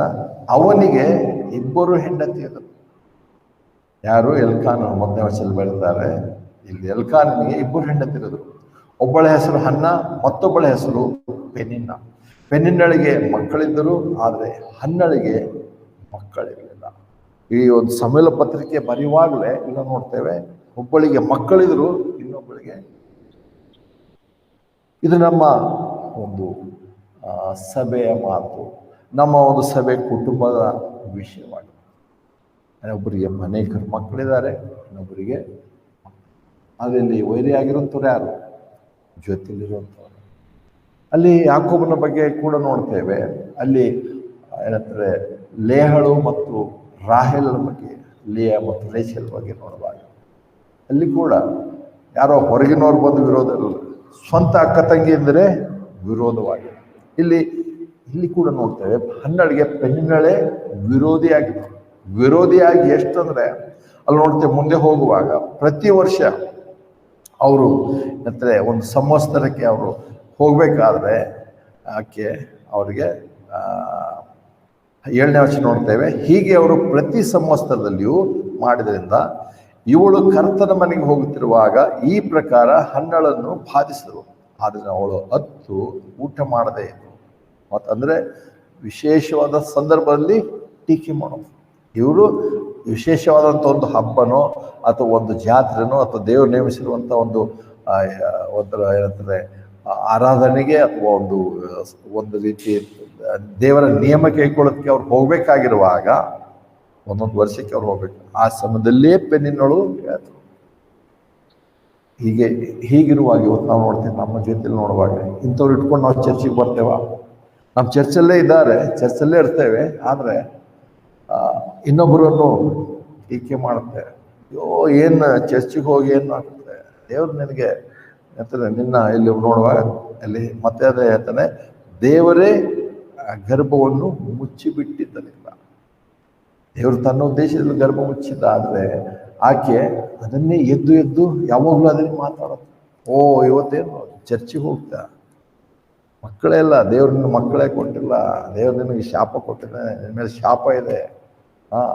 ಈಗ ಅವಳು ಈ ರೀತಿಯಾದಂಥ ಒಂದು ನೋವು ಮತ್ತು ಅದರ ವಿಶೇಷವಾದ ದಿವಸದಲ್ಲಿ ನಾವು ಅನೇಕ ಸಾರಿ ಚರ್ಚಿಗೆ ಹೋಗೋಣ, ಎದ್ದು ರೆಡಿಯಾಗಿ ಚರ್ಚ್ಗೆ ಹೋಗೋಣ ಮಾಡೋಣ ಅನ್ನೋಕ್ಕಿಂತ ಅನೇಕ ಸಮಸ್ಯೆಗಳು ಬರೋದು ನೋಡ್ತೇವೆ. ಅನೇಕ ಬೇಡವಾದಂಥ ಟೀಕೆ, ಬೇಡವಾದಂಥ ಮಾತುಗಳು, ಚುಚ್ಚಿ ಏನೋ ನಮಗೆ ನೋವು ಮಾಡುವಂಥ ಮಾತುಗಳು, ಇಂಥ ಸಂಗತಿಗಳು ಅದು ಮನೆಯವರಿಂದಲೇ ಅದು ಹೊರಗಿನಿಂದಲೋ ಏನೋ ಬರ್ತಾರೆ. ಆದರೆ ನಾವು ಯಾವಾಗಲೂ 12 ನಾವು ನೆನಪು ಮಾಡ್ಕೋಬೇಕಾಗಿರೋದು. ಆಕೆ ಆ ಸಂಗತಿಯನ್ನು ಮುಂದೆ ನಾವು ನೋಡ್ತೇವೆ. ಪಾಸಿಟಿವ್ ನೋಡುವಾಗ ದೇವರ ಮುಂದೆ ಇದು ಒಂದು 12 ವಿಶೇಷವಾದ ತಾಯಂದಿರ ಜೀವಿತ. ವಿರೋಧವನ್ನು ಮನೆಯಲ್ಲಿ ಇದ್ದರೂ ಕೂಡ ಅದನ್ನು ಸಹಿಸಿಕೊಂಡು ಹೋಗುವಂಥ ದೊಡ್ಡತನ ತಾಯಿಯ ಗುಣ, ವಿಶೇಷವಾದ ತಾಯಿಯತನ. ನಾವು ತಾಯಂದಿರು ಅಂತ ಒಂದು ಏನಂತಾರೆ ಮನಸ್ಸು ದೇವರು ನಮಗೆ ಕೊಡಲಿ ಅಂತೇಳಿ. ಮತ್ತು ಅಷ್ಟೇ ಅಲ್ಲ, ನಮ್ಮ ತಾಯಂದಿರ ಬಗ್ಗೆ ನೋಡುವಾಗ ನಮ್ಮ ತಾಯಂದಿರು ಹೇಗೆ ಅಂತ ನೋವನ್ನು ಅನುಭವಿಸಿದ್ರು. ಬೇರೆ ಬೇರೆ ವಿಷಯಗಳಲ್ಲಿ ನಮ್ಮ ತಾಯಂದಿರು ಕೂಡ ಇಂಥದ್ದೇ ವಿರೋಧವನ್ನು, ಇಂಥದ್ದೇ ಟೀಕೆಗಳನ್ನು ಅನುಭವಿಸಿರ್ಬೋದು. ಆದರೂ ಅವರ ಸಹಿಸಿಕೊಳ್ಳುವಿಕೆಯಿಂದ ಇವತ್ತು ನಾವು ಇದ್ದೇವೆ. ಇವತ್ತು ನಾವು ಅನೇಕ ವಿಷಯಗಳು ಅವರಿಂದ ಕಲಿತು ನಾವು ಹೋಗ್ತಿದ್ದೇವೆ. ತಾಯಿತನವಾಗಿ ನೋಡ್ತೇವೆ. ಮಕ್ಕಳು 2-3 ವರ್ಷಕ್ಕೆ ಬರೋಷ್ಟೊತ್ತಿಗೆ ಮಕ್ಕಳು ತಾಯಿಯ ಬಗ್ಗೆ ಬಹಳ ಹೆಮ್ಮೆ ಹೇಳ್ಕೊತಾರಂತೆ. ಅಂದರೆ ಆ ಒಂದು ಮನಸ್ಸಿನಲ್ಲಿರ್ತಾರೆ, ನಮ್ಮ ತಾಯಿಗಿಂತ ಬೇರೆ ಯಾರು ಶ್ರೇಷ್ಠ, ನಮ್ಮ ತಾಯಿ ಸೂಪರ್ ಮೌಮ್, ನಮ್ಮ ತಾಯಿನೇ ಎಲ್ಲಕ್ಕಿಂತ ಏನಂತಾರೆ ಶ್ರೇಷ್ಠ ಅನ್ನುವಂಥ ಭಾವನೆ ಅದರಲ್ಲಿ ಬೆಳ್ಕೊಂಬರ್ತಾರೆ. ಅಂದರೆ ಅದು ಬೆಳೆಸ್ಕೊಡ್ತದ್ದು ಮತ್ತು ಬಾಲ್ಯದಲ್ಲೇ ತಂದೆ ತಾಯಿ ಹೇಗೆ ಬೆಳೆಸ್ತಾರೆ ಅದ್ರ ಮೇಲೆ ಆಧಾರ ಇದೆ. ಆದರೆ ಹಾಗೆ ಬೆಳೀತಾ ಬರ್ತಾ ಇರುವಾಗಲೇ ಮುಂದೆ ಸ್ವಲ್ಪ ದಿವಸ ಬರೋಷ್ಟೊತ್ತಿಗೆ ಅವರು ಇನ್ನೇನು ಇವತ್ತಿನ ಕಾಲದಲ್ಲಿ ವಿಶೇಷವಾಗಿ 16 ವಯಸ್ಸಿಗೆ SSLC ಬರೀತಾ ಇದ್ದಾರೆ. ಆದರೆ ಅದಕ್ಕಿಂತ ಮುಂಚೆ ಇನ್ನು ಪ್ರಾಥಮಿಕ, ಹೈಯರ್ ಪ್ರಾಥಮಿಕ ಅಂತ ಇದ್ಕೊಡ್ರಿ. ಅದಕ್ಕಿಂತ 3 ವರ್ಷ ಹಿಂದೆನೆ, ಅಂದರೆ 11-12 ವರ್ಷಕ್ಕೆ ಬರೋಷ್ಟೊತ್ತಿಗೆ ಮಕ್ಕಳು ಒಂದು ರೀತಿ ಒಂದು ಸ್ವಭಾವಕ್ಕೆ ಬರ್ತಾರೆ. ಏನಂದರೆ ನಮಗೂ ನಮ್ಮ ತಾಯಿಯ ಒಂದು ಏನಂತಾರೆ ಕಾಲ ಬೇರೆ ಇದೆ. ನಿಮ್ಮ ಟೈಮ್ ಬೇರೆ ಇತ್ತು, ನಮ್ಮ ಟೈಮ್ ಬೇರೆ ಇತ್ತು. ನಾವು ಹೀಗೆ ಮಾಡೋದು, ನಾವು ಏನಂತಾರೆ ನಾನು ಡ್ರೆಸ್ ಮಾಡೋದು ಹೀಗೆ, ನಾನು ಏನಂತಾರೆ ನನ್ನ ಚಲನವಲನ ಹೀಗೆ ಇರೋವಂಥದ್ದು. ನಿಮ್ಮ ಜನ್ರೇಷನ್ ಬೇರೆ, ನಮ್ಮ ಜನ್ರೇಷನ್ ಬೇರೆ. ಅಂದರೆ ಒಂದು ರೀತಿ ನಮಗೂ ನಿಮಗೂ ಬಹಳ ಗ್ಯಾಪ್ ಇದೆ ಅಂತ ಹೇಳ್ಬಾರ್ದೆ ಅಂತ ಸ್ವಭಾವ. ಯಾವ ಮಕ್ಕಳು ಒಂದು 2-3 ವರ್ಷಕ್ಕೆ ನಮ್ಮ ತಾಯಿ ಅಂದರೆ ಸೂಪರ್ ಮಾಮ್ ಅಂತ ಹೇಳೋಂಥವ್ರೆ ಅಷ್ಟು ಹೊತ್ತಿಗೆ ಬರೋಷ್ಟೊತ್ತಿಗೆ ಆ ಒಂದು ಬದಲಾವಣೆ. ಆ ಬದಲಾವಣೆಗೆ ಇವತ್ತಿನ ಲೋಕದಲ್ಲಿ ಅನೇಕ ಸಂಗತಿಗಳು. ಅದಕ್ಕೆ ನೋಡ್ತೇವೆ ಮಕ್ಕಳಿಗೆ ಚರ್ಚ್ನಲ್ಲಿ ಸಂಡೇ ಸ್ಕೂಲ್ ಅನ್ನೋಂಥದ್ದು ಇಟ್ಟಿರುವಂಥದ್ದು. ಸಂಡೇ ಸ್ಕೂಲ್ ಇರೋಂಥದ್ದು ವಾರಕ್ಕೆ 1 ದಿವಸ. ಆದರೆ ಆ ಒಂದೇ ವಾರದ ಕೆಲವು ಗಂಟೆಗಳ ಒಂದು ದೇವರ ವಾಕ್ಯದ ಅಭ್ಯಾಸವೇ ಇವತ್ತು ಅನೇಕರನ್ನು ಶ್ರೇಷ್ಠ ಪಾಸ್ಟರ್ಗಳು ಇವತ್ತಾಗಿರುವಂಥವ್ರು, ಹಿಂದೆ ಆಗಿರುವಂಥವ್ರು, ಸಂಡೇ ಸ್ಕೂಲ್ನ ಮೂಲಕವಾಗಿ ರಕ್ಷಣೆ ಹೊಂದಿರುವಂಥವ್ರು ಅನೇಕ. ಚರ್ಚ್ನಲ್ಲಿ ಅದೊಂದು ವಿಶೇಷವಾಗಿರೋ ಸಂಡೇ ಸ್ಕೂಲ್ ಮಕ್ಕಳನ್ನು ಅಲ್ಲಿಂದಲೇ ಬೆಳೆಸಬೇಕಾಗಿರುತ್ತೆ. ಇಲ್ಲಿ ಹೋದರೆ ಹೀಗೆ 12-15 ವರ್ಷ ಬರೋಷ್ಟೊತ್ತಿಗೆ ಯಾಕಂದರೆ ನಮಗೂ ನಿಮಗೂ ಗ್ಯಾಪ್ ಇದೆ. ನಿಮ್ಮದೇ ಆಲೋಚನೆ ಬೇರೆ, ನಾವೇ ಭಾಳ. ಅಷ್ಟೇ ಅಲ್ಲ, ಅದಾದಮೇಲೆ 18-20 ವರ್ಷ ಬರೋಷ್ಟೊತ್ತಿಗೆ ಮಕ್ಕಳು ಏನು ತಿಳ್ಕೊಳ್ತಾರೆ ಅಂದರೆ ನಮ್ಮ ತಾಯಿಗೆ ಏನು ಬುದ್ಧಿನೇ ಇಲ್ಲ, ನಮ್ಮ ತಾಯಿಗೆ ಏನು ಗೊತ್ತೇ ಇಲ್ಲ, ನಮಗೆಲ್ಲ ಗೊತ್ತು. ಹಿಂದೆ ಇರ್ತಿರು ಏನೋ ನಮ್ಮದು ಬೇರೆ ಇದೆ. ಇವತ್ತಿನ ಕಾಲಕ್ಕೆ ಇದೆಲ್ಲ ನೀವು ಎಲ್ಲ ಯೂನಿಫಾರ್ಮ್ ಹಾಕ್ಕೊಂಡು ಸ್ಕೂಲ್ಗೆ ಹೋಗ್ತಿದ್ದೀರ, ನೀವು ಸ್ಕೂಲ್ ಹೋದಾಗ ಹೀಗಿತ್ತ ಹಾಗಿತ್ತ, ನಮ್ಗೆ ಹೀಗಿದೆ, ನಮ್ದು ಹೀಗಿದೆ, ಏನೋ ಹೇಳ್ಕೊಳ್ಳೋಂಥದ್ದೇ. ಓಕೆ, ಪರವಾಗಿಲ್ಲ. ಆದರೆ 18-20 ವರ್ಷ ಬರೋಷ್ಟೊತ್ತಿಗೆ ನಮ್ಮ ತಾಯಿಗೆ ಏನೂ ಗೊತ್ತಿಲ್ಲ, ನಾವೇ ಶ್ರೇಷ್ಠರು, ನಮಗೆಲ್ಲ ಗೊತ್ತಿದೆ. ಹಿಂಗೆಲ್ಲ ಗೊತ್ತಿದೆ ಅಂತ ಹೋಗಂಥ ಹುಡುಗಿಯರೇ ಮಕ್ಕಳೇ ಅನೇಕ ಸಾರಿ ಜೀವನದಲ್ಲಿ ಗುರಿ ಉದ್ದೇಶಗಳನ್ನು ಕಳ್ಕೊಂಡು ಇವತ್ತು ದುಃಖ ಪಡ್ತಾ ಇರುವಂಥದ್ದು. ಆದರೆ ಮಕ್ಕಳ ಜೀವಿತ ಅಲ್ಲಿಗೆ ಮುಗಿದು ಹೋಗಲ್ಲ.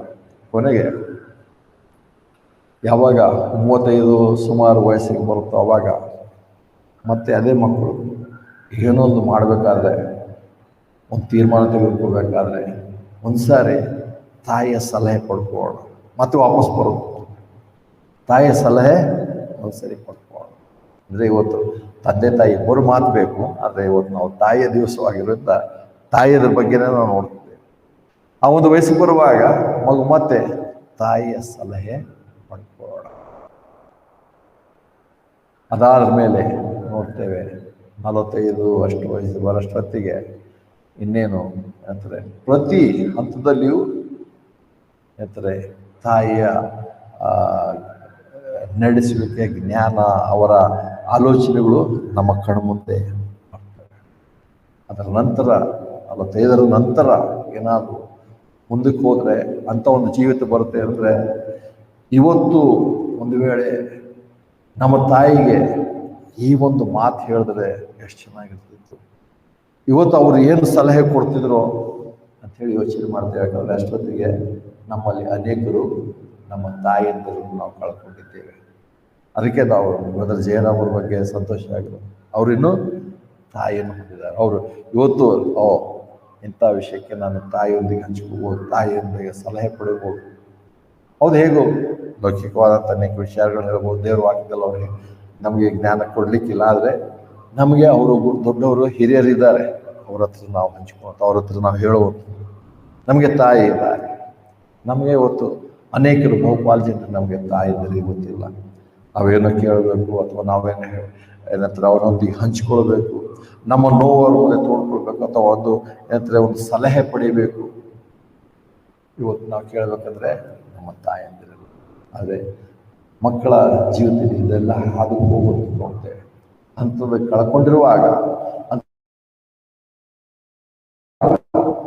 ಮುಂದೆ ನಮ್ಮ ಮಕ್ಕಳನ್ನು ಬೆಳೆಸುವಾಗ ಇವತ್ತಿರುವಂಥ ತಾಯಿಯಂದಿರು ಅದನ್ನ ನೆನಪು ಮಾಡ್ಕೊಂಡು ನಾವು ಮಕ್ಕಳನ್ನು ಬೆಳೆಸಬೇಕಾಗಿದೆ. ಅಂದರೆ ಹೇಗೆ ನಾವು ಕಳೆದು ಹೋದ ಮೇಲೆ ತಾಯಿಯ ಸಲಹೆ ಪಡ್ಕೋಬೇಕಿತ್ತಲ್ಲ ಅಂತ ಹೇಳಿ ಯೋಚನೆ ಮಾಡೋಕ್ಕಿಂತ ಅದನ್ನು ನೆನಪು ಮಾಡ್ಕೊಂಡು ಇವತ್ತೇ ಹಾಗೆ ನಾವು ಬೆಳೆಸಬೇಕಾಗಿದೆ. ಅದಕ್ಕೋಸ್ಕರವೇ ನಾವು ಇವತ್ತು ತಾಯಂದಿರ ದಿವಸವನ್ನು ಆಚರಿಸ್ತೇವೆ. ಯಾಕಂದರೆ ದೇವರು ತಾಯಿಯನ್ನು ವಿಶೇಷ ಕರೆದಿದ್ದಾನೆ. ಅವರ ಮೂಲಕವಾಗಿ ಎಂದರೆ ತನ್ನ ಮಾತಾದಂಥ ಯೋಜನೆಗಳನ್ನು ಆತನು ಪ್ರಾರಂಭ ಮಾಡಿದ್ದಾನೆ. ಮತ್ತು ಅಂಥ ಯೋಜನೆಯಲ್ಲಿ ಇವತ್ತು ನಮ್ಮಲ್ಲಿರುವಂಥ ಅನೇಕ ತಾಯಂದಿರು ಕೂಡ ಇದ್ದೇವೆ. ನಮ್ಮ ಮುಂದೆ ಬರುವಂಥ ಮಕ್ಕಳು ದೇವರು ಯಾವ ರೀತಿಯಲ್ಲಿ ಹೇಗೆ ಮುಂದೆ ಉಪಯೋಗಿಸ್ತಾನೆ ಗೊತ್ತಿಲ್ಲ, ತನ್ನ ಮಹಿಮೆಗಾಗಿ. ಅದಕ್ಕೆ ನಾವು ಮೂಲ ಕಾರಣಾಗಿ ತಾಯಿಯಾಗಿರುವಂಥದ್ದು ಆ ರೀತಿಯಾಗಿ ನಾವು ಬೆಳೆಯಬೇಕಾಗಿದೆ. ನಮ್ಮ ತಾಯಿ ಮತ್ತು ತಾಯಿತನ ಅನ್ನುವಂಥದ್ದು ನಾವೇನಂತಾರೆ ನಾವು ಕಳೆದ ವರ್ಷ ನೋಡಿದೆ. ಅವರು ನಮ್ಮ ಅನೇಕರ ಜೀವಿತದಲ್ಲಿ ತಾಯಿಯ ಬಗ್ಗೆ ಅನೇಕರಿಗೆ ಕಹಿ ಅನುಭವ ಇರ್ಬೋದು, ಕೆಲವರಿಗೆ ಒಳ್ಳೆಯ ಅನುಭವ ಇರ್ಬೋದು. ಆದರೆ ಈ ಕಹಿ ಅನುಭವ ಇರಲಿ, ಒಳ್ಳೆಯ ಅನುಭವ ಇರಲಿ, ಯಾವುದಿದ್ರೂ ಕೂಡ ತಾಯಿ ಅನ್ನುವಂಥದ್ದು ಶ್ರೇಷ್ಠವಾದಂಥ ಒಂದು ಸ್ಥಾನವೇ. ಆ ಒಂದು ಪಾತ್ರ, ಒಂದು ಸ್ಥಾನ ಯಾರೂ ತುಂಬೋದಕ್ಕೆ ಸಾಧ್ಯವಿಲ್ಲ. ಅದೆಂಥ ಏನಂತಾರೆ ಜ್ಞಾನ ಇಲ್ಲದೇ ಇರ್ಬೋದು, ಅಥವಾ ಕಹಿ ಅನುಭವಗಳಿರ್ಬೋದು, ಏನೇ ಇರ್ಬೋದು, ಇದ್ರೂ ಕೂಡ ತಾಯಿಯ ಒಂದು ಸ್ಥಾನ ದೇವರು ವಿಶೇಷವಾಗಿ ಅದನ್ನೇ ನೋಡ್ತೇವೆ. ಮರಿಯಳಿಗೆ ದೇವರು ವಿಶೇಷವಾಗಿ ಮುಂದೆ ಸ್ತ್ರೀಯರಲ್ಲಿ ನೀನು ಧನ್ಯಳು, ಸ್ತ್ರೀಯರಲ್ಲಿ ಧನ್ಯಳು. ಪುರುಷರಲ್ಲಿ ಧನ್ಯರು ಅಂತೇಳಿ ಯಾರಿಗೂ ಹೇಳಿಲ್ಲ, ಆದರೆ ಸ್ತ್ರೀಯರಲ್ಲಿ ಮರಿಯಳಿಗೆ ಧನ್ಯಳು ಅಂತಾಗಿ ಅಲ್ಲಿ ದೇವದೂತನು ಹೇಳುವುದು ನೋಡ್ತೇವೆ. ಅದಕ್ಕೋಸ್ಕರವೇ ತಾಯಿತನ ಆ ಒಂದು ಶ್ರೇಷ್ಠತೆ, ದೇವರು ಶ್ರೇಷ್ಠವಾದಂಥ ಜವಾಬ್ದಾರಿ ಕೊಟ್ಟಿದ್ದಾರೆ ಅಂತೇಳಿ ಇವತ್ತು ತಾಯಿಯಂದಿರು. ಅದ್ರ ಜೊತೆಯಲ್ಲಿ ಅನೇಕ ಸಂಗತಿಗಳು ನೋಡೋಕ್ಕುಂಟು, ಆದರೆ ಅಷ್ಟೊಂದು ಸಮಯ ಇಲ್ಲ. ಆದರೆ ನೋಡ್ತೇವೆ, ಒಂದೆರಡು ವಿಷಯ ನೋಡ್ತೇವೆ. ಆ ತಾಯಿಯಂದಿರು ಇಲ್ಲಿ ನೋಡುವಾಗ ಈ ತಾಯಿ ಹನ್ನಳು ಮಕ್ಕಳಾಗಲಿಲ್ಲ ಅಂತ ಹೇಳಿ ಹೇಳ್ತಾರೆ. ಬೇರೆಯವರ ರೀತಿಯಲ್ಲಿ ದಾರಿಗಳನ್ನು ಹುಡುಕಲಿಲ್ಲ, ದಾರಿಯನ್ನು ಹುಡುಕಲಿಲ್ಲ. ಏನಂದರೆ ನೋಡ್ತೇವೆ, ಎಲ್ಲರಿಗೂ ಒಂದು ರೀತಿ ಮೂಲವಾಗಿರುವಂಥ ಸಾರಳ ಬಗ್ಗೆ ನೋಡ್ತೇವೆ. ಸಾರಳಿಗೆ ಮಕ್ಕಳಿಲ್ಲ. ದೇವರು ವಾಗ್ದಾನ ಮಾಡಿದ ನಿಮಗೆ ಮಕ್ಕಳನ್ನು ಕೊಡ್ತೇನೆ ಅಂತ ಹೇಳಿ ದೇವ್ರು ಕೊಡ್ತೇನೆ ಅಂತ ಹೇಳಿದನು. ಆದರೆ ನಮಗೆ ಇರೋಂಥ ಬುದ್ಧಿ ನಾವು ಉಪಯೋಗಿಸ್ಬೇಕಲ್ಲ. ಅದಕ್ಕೆ ನಾನು ಸರಿ ನಾವು ಬುದ್ಧಿ ಉಪಯೋಗಿಸಲ್ಲ, ನನಗೆ ಬೇಡ ಅಂತ. ಅದ್ರಲ್ಲಿ ತಕ್ಷಣದಲ್ಲಿ ಭಾಳ ಚೆನ್ನಾಗಿ ಕಾಣುತ್ತೆ. ಏನು ಬುದ್ಧಿ ಉಪಯೋಗಿಸ್ತರು ಸಾರಳು ಸಾರಲು ಉಪಯೋಗಿಸಿರುವಂಥ ಬುದ್ಧಿ ಒಬ್ಬರ ಕೇಳೋದು ದೇವ್ರು ಕೊಡ್ತಾನೆ, ಎಲ್ಲ ಮಾಡ್ತಾನೆ, ಅದಾಗುತ್ತೆ, ಎಲ್ಲ ನಂಬ್ತೇವೆ. ಅಂದರೆ ಎಷ್ಟು ದಿವಸ ಕಾಯೋದು? ಏನು ನಾಳೆ ಯಾರು ನೋಡಿದ್ದಾರೆ? ನಾಳೆ ಎಂಥ ದಿವಸ ಬರುತ್ತೆ, ಇದಾಗುತ್ತೆ, ಅದಾಗುತ್ತೆ. ಅದಕ್ಕೆ ಏನು ನೋಡು, ಹಾಗರ ಜೊತೆಯಲ್ಲಿ ನೀನು ಮಕ್ಕಳನ್ನು ಪಡಿಬೇಕು. ದೇವರಿಗೆ ಒಂದು ರೀತಿ ಸಹಾಯ ಮಾಡೋದು ಅಂದರೆ ಇವ್ರ ಪ್ರಕಾರ ದೇವರು ಸಹಾಯ ಮಾಡ್ತೇವೆ. ಅಥವಾ ಅನೇಕ ಸಾರಿ ನಮ್ಗೆ ಕೊಟ್ಟಿರೋ ಬುದ್ಧಿ ನಾವು ಉಪಯೋಗಿಸ್ಬೇಕು. ಅದು ಭಾಳ ಚೆನ್ನಾಗಿ ಆಗ್ತವೆ. ಯಾಕಂದರೆ ನನಗಂತೂ ಮಕ್ಕಳಾಗಲ್ಲ, ಹಾಗಳಿಗೆ ಗೊತ್ತಿತ್ತು ನನಗೆ ಮಕ್ಕಳಾಗಲ್ಲ. ಸಾರಳಿಗೆ ಗೊತ್ತಿತ್ತು ನನಗೆ ಮಕ್ಕಳಾಗಲ್ಲ. ಆದರೆ ದೇವರು ಹೇಳಿದಂಥ ಮಾತು ನೆರವೇರಬೇಕಂದ್ರೆ ನಮ್ಮ ಸ್ವಲ್ಪ ಬುದ್ಧಿ ಉಪಯೋಗಿಸ್ಬೇಕು. ಅದಕ್ಕೆ ಇವತ್ತು ನಾವೆಲ್ಲರೂ ಹೆಚ್ಚು ಪಾಲು ಜನ ಕ್ರಿಸ್ತ ವಿಶ್ವಾಸಿಗಳು ಅಂತ ಹೇಳಿದ್ರು ಅದೇ ಹೇಳ್ತಾರೆ, ದೇವ್ರು ನಮ್ಗೆ ಬುದ್ಧಿ ಕೊಟ್ಟಿಲ್ವಾ? ಬುದ್ಧಿ ಉಪಯೋಗಿಸ್ಬೇಕು ನಾವು. ಇವತ್ತು ಅನೇಕ ತಾಯಂದಿರು ಇಂಥ ಜ್ಞಾನ ಮಕ್ಕಳಿಗೆ ಕೊಡ್ತಿದ್ದಾರೆ, ದೇವರ ಜ್ಞಾನದಲ್ಲಿ ಮಕ್ಕಳನ್ನು ಬೆಳೆಸ್ತಾ ಇಲ್ಲ. ಯಾಕಂದ್ರೆ ಸ್ವತಃ ತಾಯಂದಿರೇ ಆ ಜ್ಞಾನದಲ್ಲಿಲ್ಲ, ಆ ಒಂದು ಭರವಸೆಯಲ್ಲಿಲ್ಲ. ಹಣ್ಣಳು ವಿಶೇಷವಾದಂಥ ತಾಯಿ ಬಗ್ಗೆ ನಾವು ಅಭ್ಯಾಸ ಮಾಡುವಾಗ ಪೆನ್ನಳ ಅನೇಕ ಸಾರಿ ಮಕ್ಕಳಿಲ್ಲ ತಕ್ಷಣ ಬೇರೆಯವರ ಮಕ್ಕಳ ಬಗ್ಗೆ ನಾವು ನೋಡ್ತೇವೆ. ಪೆನ್ನಳ ಮಕ್ಕಳೇ ನಮ್ಮ ಮಕ್ಕಳು, ಅಥವಾ ಬೇರೆ ಬೇರೆ ಬೇರೆ ರೀತಿಯಲ್ಲಿ ಏನೋ ಮಾಡುವಂಥದ್ದುಂಟು, ಅಥವಾ ಸಾರಳಂತೆ ಹಾಗೆ ಮಾಡ್ಬೋದಾಗಿತ್ತು. ಆದರೆ ವಿಶೇಷವಾದ ತಾಯಿ ಹಾಗೆ ಮಾಡಲಿಲ್ಲ. ನೇರವಾಗಿ ದೇವರಲ್ಲಿ ಅಂದರೆ ಎಲ್ಲ ನೋಡುವಾಗ ವಿಶೇಷವಾದ ತಾಯಿ ಪ್ರಾರ್ಥನೆ ಮಾಡುವಂಥ ತಾಯಿ ಆಗಿರಬೇಕಂತೆ. ಪ್ರಾರ್ಥನೆ ಮಾಡುವಂಥ ತಾಯಿ ಏನಂತಾರೆ, ಅಬ್ರಹಾಂ ಲಿಂಕನ್ ಅಮೇರಿಕದ ಏನಂತಾರೆ ಶ್ರೇಷ್ಠ ವ್ಯಕ್ತಿ ಅಂತ ಹೇಳ್ತಾರೆ. ಅವನು ಹೇಳಿರುವಂಥದ್ದು ಏನಂದರೆ, ನಮ್ಮ ದೇಶದಲ್ಲಿ ನಮ್ಮ ದೇಶ ಬಹಳ ಸಮೃದ್ಧಿಯಾಗಿ ಪರಾಕ್ರಮಿಯಾದಂಥ ದೇಶವಾಗಿ ನಾವು ಇರಬೇಕಂದ್ರೆ ಪ್ರಾರ್ಥನೆ ಮಾಡುವಂಥ ತಾಯಿದಿದ್ದರೆ ಸಾಕು ಅಂತ ಹೇಳಿರುವಂಥದ್ದು. ಪ್ರಾರ್ಥನೆ ಮಾಡುವಂಥ ತಾಯಿದಿದ್ದರೆ ನಮ್ಮ ದೇಶ ಹೀಗೆ ಸಮೃದ್ಧಿಯಾಗಿಯೂ ಪರಾಕ್ರಮವಾದಂಥ ದೇಶವಾಗಿಯೂ ಇವತ್ತು ನಾವು ತಾಯಂದಿರು ಪ್ರಾರ್ಥನೆ ಮಾಡುವಂಥದ್ದಿಲ್ಲ. ಇವತ್ತು ವಿಶೇಷವಾಗಿ ತಾಯಂದಿರ ದಿವಸದಲ್ಲಿ ನಾವು ತಾಯಂದಿರು ಪ್ರಾರ್ಥನೆ ಮಾಡುವಂಥವ್ರು. ಪ್ರಾರ್ಥನೆ ಮಾಡುವಂಥದ್ದು ಬರೀ ಪ್ರಾರ್ಥನೆ ಮಾಡಿ ಮತ್ತೆ ನಮ್ಮ ಕೆಲಸ ನಾವು ಮಾಡಬೇಕಲ್ಲ. ಸಾರಳು ಅಬ್ರಾಹ್ಮಣ ನಂಬಿಕೆ ಇಟ್ಟು ದೇವ್ರು ಕೊಡ್ತಾನೆ ಅಂತ ಹೇಳಿದ್ರು, ಆದ್ರೆ ನಮ್ಮ ಕೆಲಸ ನಾವು ಮಾಡಬೇಕಲ್ಲ. ಅದಕ್ಕೆ ಒಂದು ಮಗು ನೋಡು, ಹಾಗಳ ಮೂಲಕವಾಗಿ ಒಂದು ಮಗು ಕೊಡ್ಬೋದು. ಅದು ಇಂಥ ತೊಡಕು ಮುಂದೆ ಉಂಟಾಯ್ತಂತ. ಇಂಥ ಜ್ಞಾನಕ್ಕೆ ಹನ್ನೆರಡು ಹೋಗಲಿಲ್ಲ. ಬದಲಾಗಿ ಅವಳ ಪ್ರಾರ್ಥನೆ ಮಾಡೋದ್ರ ಜೊತೆಯಲ್ಲಿ, ಯಾಕೆ ಪ್ರಾರ್ಥನೆ ಏನಾಗಿತ್ತು ಅಂದರೆ ಸೈನ್ಯಗಳ ಕರ್ತನ ಪ್ರಾರ್ಥನೆ. ಅದಕ್ಕೆ ನೋಡ್ತೇವೆ ಅಲ್ಲಿ ನೋಡುವಾಗ ಆಕೆ ಪ್ರಾರ್ಥನೆ ಮೊದಲೇ ಸಮಯ ಅದೇ ಮೊದಲನೇ ಅಧ್ಯಾಯದಲ್ಲಿ 3ನೇ ವಚನಕ್ಕೆ ಬರ್ತೇವೆ. 3ನೇ ವಚನಕ್ಕೆ, ಅವನ ಶಿಲೋವಿನಲ್ಲಿರುವ ಸೈನ್ಯಗಳ ಕರ್ತನಿಗೆ ಅಡ್ಡ ಬೀಳಲು ಆತನಿಗೆ ಬಲಿಯನ್ನು ಅರ್ಪಿಸಲು ಪ್ರತಿ ವರ್ಷ ತನ್ನ ಪಟ್ಟಣದ ಹೋಗ್ತಾನೆ. ಇಲ್ಲಿ ಬರುವಾಗ ವಿಶೇಷವಾಗಿ ಸೈನ್ಯಗಳ ಕರ್ತನ ಅಂತ ಹೇಳಿ ದೇವರನ್ನು ಏನಂತಾರೆ ಬರೆದಿರುವಂಥದ್ದು ನೋಡ್ತೇವೆ. ಮುಂಚಿನ ಅಧ್ಯಾಯಗಳಲ್ಲಿ ಬೇರೆ ಬೇರೆ ರೀತಿಯಲ್ಲಿ ದೇವರ ಹೆಸರು ಹೇಳಿದಾದ್ರೆ ಇಲ್ಲಿ ಸೈನ್ಯಗಳ ಕರ್ತ 11ನೇ ವಚನಕ್ಕೆ ಬರ್ತೈತೆ ತಿರುಗಿ. ಅದೇ ಮೊದಲನೇ 11ನೇ ವಚನ, ಆಕೆ ಒಂದು ಪ್ರಮಾಣವನ್ನು ಮಾಡಿ ಹೇಳಿದಂದರೆ, ಸೈನ್ಯಗಳ ಕರ್ತನೇ, ನೀನು ನಿಶ್ಚಯವಾಗಿ ನಿನ್ನ ದಾಸಿಯ ದೀನತೆಯನ್ನು ನೋಡಿ ನಿನ್ನ ದಾಸಿಯನ್ನು ಮರೆದೆ ನನ್ನನ್ನು ನೆನೆಸಿ ನಿನ್ನ ದಾಸಿಗೆ ಗಂಡು ಮಗುವನ್ನು ಕೊಟ್ಟರೆ ಅವನು ಬದುಕುವ ಸಕಲ ದಿವಸಗಳಲ್ಲಿ ಅವನನ್ನು ಕರ್ತನೆಗೆ ಸೈನ್ಯಗಳ ಕರ್ತನೆ. ಪ್ರಾರ್ಥನೆ ಮಾಡುವಂಥದ್ದು ಬೇಕು, ಪ್ರಾರ್ಥನೆ ಮಾಡುವಂಥ ತಾಯಿಂದಿರಬೇಕು.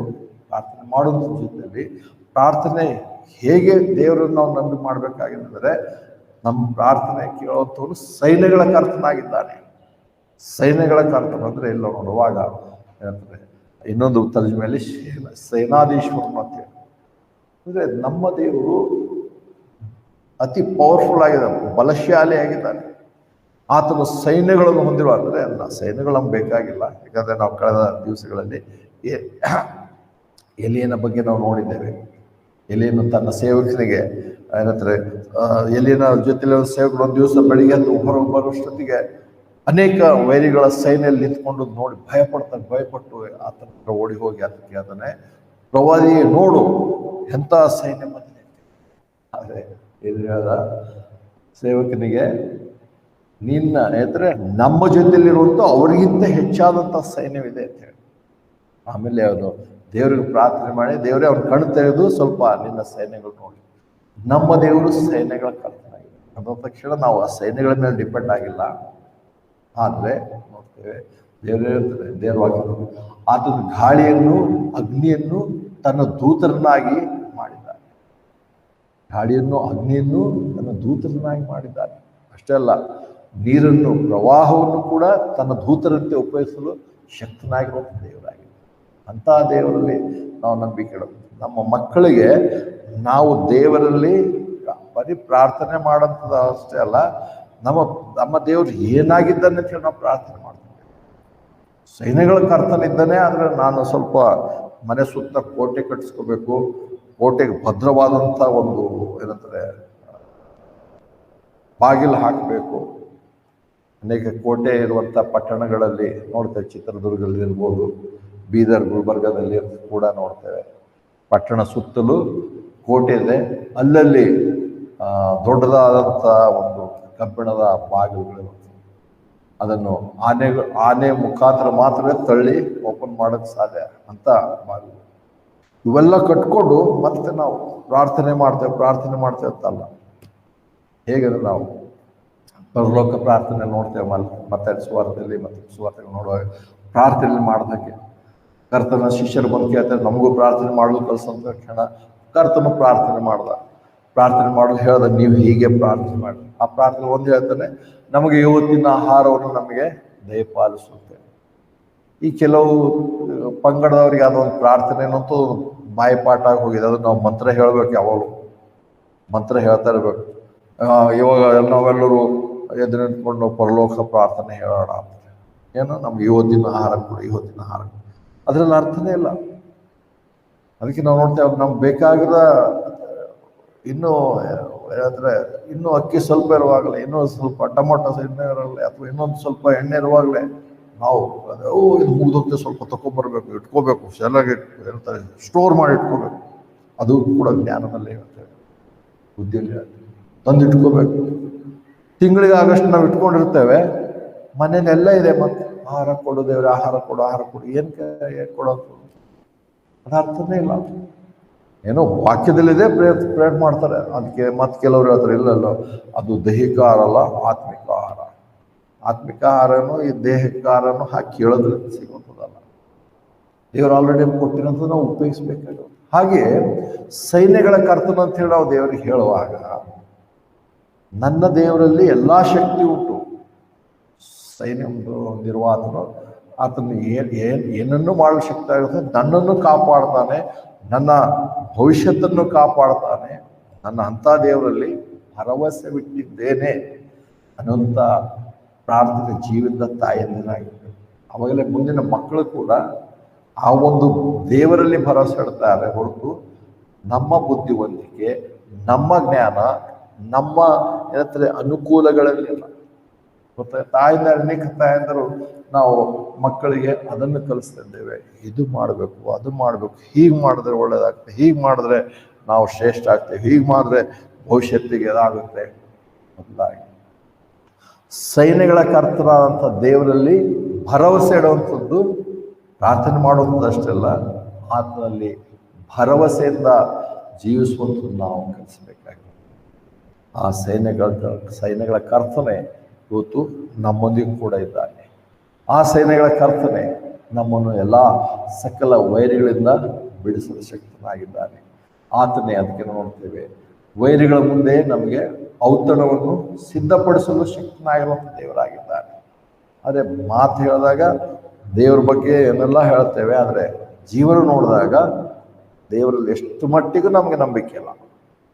ನಾವು ಎಷ್ಟು ಮಟ್ಟಿಗೆ ಏನಂತಾರೆ ಆಂಕ್ಷಿಯಸ್, ಅಥವಾ ನಾವು ಕಳೆದ ಗುರುವಾರ ನೋಡಿದೇವಲ್ಲ, ನಿಮ್ಮ ಚಿಂತಾಭಾರವನ್ನು ದೇವ್ರ ಮೇಲೆ ಹಾಕಿದ್ರೆ ನಾನು ನಿಮಗೋಸ್ಕರ ಚಿಂತಿಸ್ತೇನೆ ದೇವ್ರು ಹೇಳಿದ್ರು. ಇಲ್ಲ ದೇವ್ರೆ, ನಾವು ಸ್ವಲ್ಪ ಚಿಂತೆ ಮಾಡಬೇಕು. ಇವತ್ತು ಏನಪ್ಪ ನಾವು ಹೇಗೆ ಆಂಕ್ಷಿಯಸ್ನೆಸ್ ಅಂತಂದರೆ ಚಿಂತೆ ಅನ್ನೋಂಥದ್ದು ಹೆಂಗಿದೆ ಅಂದರೆ ಹೇಳ್ತಾರೆ, ಹೊತ್ತು ಮಧ್ಯಾಹ್ನ ಏರೋಪ್ಲೇನ್ ಮನೆ ಮೇಲಿಂದ ಹೋಗ್ತು ಅಂದರೆ ಯೋಚನೆ ಚಿಂತೆ ಶುರು ಆಗುತ್ತೆ. ಏನಂದರೆ ಒಂದು ವೇಳೆ ಏರೋಪ್ಲೇನ್ ಹಂಗೆ ಹೋಗೋದ್ರ ಬದಲಾಗಿ ನಮ್ಮ ಮನೆ ಮೇಲೇನಾದ್ರು ಬಿದ್ದರೆ ಏನಾಗುತ್ತೆ? ಸ್ವಲ್ಪ ನಾವು ಚಿಂತೆ ಮಾಡ್ಬೇಕು, ಅದಕ್ಕೆಲ್ಲ ಸಿದ್ಧರಾಗಬೇಕು. ಕ್ರಿಸ್ತ ವಿಶ್ವಾಸ ಯಾವುದೋ ಆಗಲಾರದೆ ಇರೋಂಥ ಸಂಗತಿಗಳು ನೆನಪು ಮಾಡಿಕೊಂಡು ಹೀಗಾಗ್ಬೋದೇನೋ, ಹೀಗಾಗುತ್ತೆ ಮತ್ತೆ ನೋಡಿದ್ರೆ ನಾವು ಪ್ರಾರ್ಥನೆ ಮಾಡ್ತೇವೆ, ದೇವ್ರ ಮೇಲೆ ಆತ್ಕೊಂಡಿದ್ದೇವೆ, ದೇವರೆಲ್ಲ ಕೊಡ್ತಿದ್ದಾನೆ. ಅನೇಕ ಅಪಘಾತಗಳು ಹಾಗಾಗುವಂಥದ್ದು ಉಂಟು, ಆಗಿವೆ. ರೈಲು ಕೂಡ ಹಳಿ ತಪ್ಪಿ ಹೋಗಿ ಬಿದ್ದು ಸುತ್ತಮುತ್ತ ಇರೋರಿಗೆ ನಾಶನ ಮಾಡಿದೆ, ಒಳಗಿರೋ ಆಗಿದೆ. ಏರೋಪ್ಲೇನ್ಗಳು ಕೂಡ ರನ್ವೇ ಬಿಟ್ಟು ಹೋಗಿ ಬೇರೆ ಕಡೆ ಬಿದ್ದಾಗ ಒಳಗಿರುವಂಥವ್ರು ನಾಶವಾಗಿದ್ರೆ ಅಪಘಾತಕ್ಕೊಳಗಾಗಿವೆ.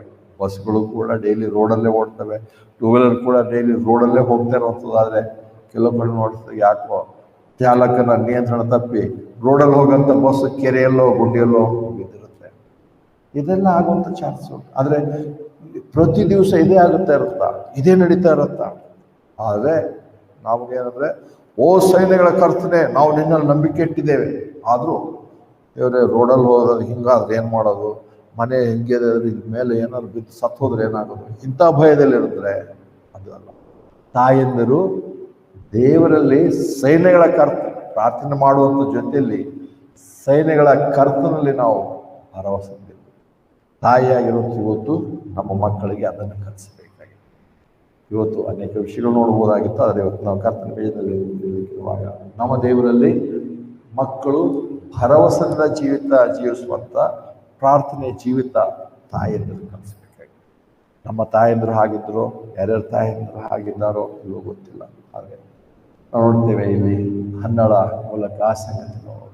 ನಮ್ಮ ತಾಯಿ ಕೂಡ ಸ್ವಲ್ಪವೇ ಇರುವಂಥ ಬೈಬಲ್ ಜ್ಞಾನದಲ್ಲಿ ನಮಗೆ ದೇವರ ಜ್ಞಾನ ಭಯದಲ್ಲಿ ನಡೆಸಿರುವುದು ನೋಡ್ತೇವೆ. ನಾನು ಇರುವಾಗ ಅನೇಕ ಸಂಗತಿಗಳು ಅದು ಸರಿ ಇಲ್ಲ, ಇದು ತಪ್ಪು ಅಂತ ಹೇಳ್ತಿದ್ವಿ. ಆದರೆ ಅವರಿಗಿರುವಂಥ ಭರವಸೆ ನಮಗೆ ಭರವಸೆ ಬೇರೆದರಲ್ಲಿದೆ. ಎಷ್ಟು ಕೀರ್ತನೆಗಳು ಹೇಳ್ತಾರೆ, ನನಗೆ ಅರಸರಲ್ಲಿ, ಪ್ರಭುಗಳಲ್ಲಿ, ಅಶ್ವಬಾಲಗಳಲ್ಲಿ ನನಗೆ ನಂಬಿಕೆ ಇಲ್ಲ ದೇವರೇ, ನಿನ್ನಲ್ಲೇ ನಂಬಿಕೆ ಇದೆ ಅಂತ ಹೇಳಿ ನಾವು ಏನು ಕಲಿಸ್ತೇವೆ ನಮ್ಮ ಮಕ್ಕಳಿಗೆ? ಅಶ್ವಬಲದಲ್ಲಿ ನೀನು ನಂಬಿಕೆ ಇಡಬೇಕು, ಅರಸರಲ್ಲಿ ನಂಬಿಕೆ ಇಡಬೇಕು, ಪ್ರಭುಗಳಲ್ಲಿ ನೀನು ನಂಬಿಕೆ ಇಡಬೇಕು. ಅವೆಲ್ಲ ನಂಬಿಕೆ ಇಟ್ಟರೆ ದೇವ್ರು ಕಾಪಾಡ್ತಾನೆ, ಎಲ್ಲ ಸುಮ್ಮನೆ ದೇವ್ರು ಕಾಪಾಡ್ತಾನ? ಇಂಥ ಬುದ್ಧಿಯನ್ನು ಕಲಿಸಿದ್ರೆ ನಾವು ಹಣ್ಣಾಳಂತೆ ಜೀವಿತ ನಡೆಸಕ್ಕೆ ಸಾಧ್ಯ. ನಮ್ಮದು ವಿಶೇಷವಾಗಿ ದೇವರು ಅದಕ್ಕೋಸ್ಕರ ಕರೆದಿದ್ದಾನೆ. ಮತ್ತು ನಾವು ನೋಡ್ತೇವೆ, ಕೊನೆಯದಾಗಿ ಒಂದು ಸಂಗತಿ ನೋಡಿ ಮುಗಿಸ್ತೇವೆ ಅಂದರೆ, ಅನೇಕ ತಾಯಂದಿರಿಗೆ ಮಕ್ಕಳು ಬೇಕಾಗಿರೋದು ಹೌದು, ಆದರೆ ಅನೇಕ ಮಕ್ಕಳು ತಾಯಂದಿರಿಗೋಸ್ಕರ ಇದನ್ನು ನೋಡ್ತಿದ್ದಾರೆ. ಅನೇಕ ಅನಾಥ ಮಕ್ಕಳಿದ್ದಾರೆ ಒಂದು ಲೋಕದಲ್ಲಿ. ಅವರಿಗೆ ತಾಯಿ ತಂದೆ ಏನಂತವ್ರಿಲ್ಲ. ಅನೇಕರು ಹೌದು ತಾಯಂದಿರು ಮಕ್ಕಳಿಲ್ಲ ಅಂತೇಳಿ ಕೊರಗ್ತಿರ್ಬೋದು, ಆದರೆ ಅನೇಕ ಮಕ್ಕಳು ಅಂಥ ತಾಯಿಯನ್ನು ಎದುರು ನೋಡ್ತಿದ್ದಾರೆ. ತಾಯಿಯ ಪ್ರೀತಿ, ತಾಯಿಯ ಏನಂತಾರೆ ವಿಶೇಷವಾದಂಥ ಒಂದು ಏನಂತಾರೆ ಆ ಒಂದು ಸಂಬಂಧ ಅನ್ಯೋನ್ಯತೆಯಲ್ಲಿ ಜೀವಿಸುವಂಥದ್ದು ಬೇಕು ಅಂತ ಅನೇಕ ಮಕ್ಕಳು ಇವತ್ತು ಅನೇಕ ತಾಯಂದಿರಿಗೆ ಇಲ್ಲಿ ನೋಡುತ್ತೆ. ಹನ್ನಳಿಗಾನೋ ದೇವರು ಮಕ್ಕಳನ್ನು ಕೊಟ್ಟರು, ಆದರೆ ಲೋಕದಲ್ಲಿ ಅನೇಕ ತಾಯಂದಿರಿಗೆ ಮಕ್ಕಳಿರ್ಲಿಕ್ಕಿಲ್ಲ. ಆದರೆ ಆ ತಾಯಂದಿರು ಅದನ್ನು ನೆನಪು ಮಾಡ್ಕೋಬೇಕಾಗಿದೆ. ನನಗೆ ಮಕ್ಕಳು ಬೇಕನ್ನೋದಕ್ಕಿಂತ ಅನೇಕ ಮಕ್ಕಳು ತಾಯಂದಿರು ಎದುರು ನೋಡ್ತಾ ಇದ್ದಾರೆ. ತಾಯಂದಿರು ಇವತ್ತು ಅನೇಕರು ಅಂಥವ್ರು ಇದ್ದಾರೆ. ಏನಂದರೆ ದತ್ತು ಪುತ್ರ ಸ್ವೀಕಾರ, ಅದನ್ನೇ ಎಫೆಸಲ್ಲಿ ದೇವರು ನಮ್ಮನ್ನು ದತ್ತು ಪುತ್ರರಾಗಿ ಸ್ವೀಕರಿಸ್ತಾನೆ. ಅಂದರೆ ಇವತ್ತು ದತ್ತುತ್ವ ಕೊಡುತ್ತದೆ. ಇಂಥ ಸಂಗತಿನೂ ಉಂಟು.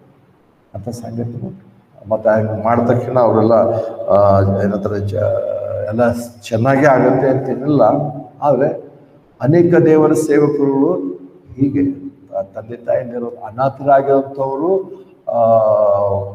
ತಾಯಿಯ ತನ್ನ ಶ್ರೇಷ್ಠವಾದ ತಾಯಿತನದಲ್ಲಿ ಅವರನ್ನು ತಕ್ಕೊಂಡಾಗ ಆ ಪ್ರೀತಿಯಲ್ಲಿ ಬೆಳೆದು ಸೇವಕರಾಗಿರುವಂಥವ್ರು ದೇವರು ಉಪಯೋಗಿಸಬಹುದು ಕೂಡ ವಿಶೇಷವಾಗಿ ಉಂಟು. ಅನೇಕರಿಗೆ ದೇವರು ಅಂಥ ಜೀವಿತವನ್ನು ಕೂಡ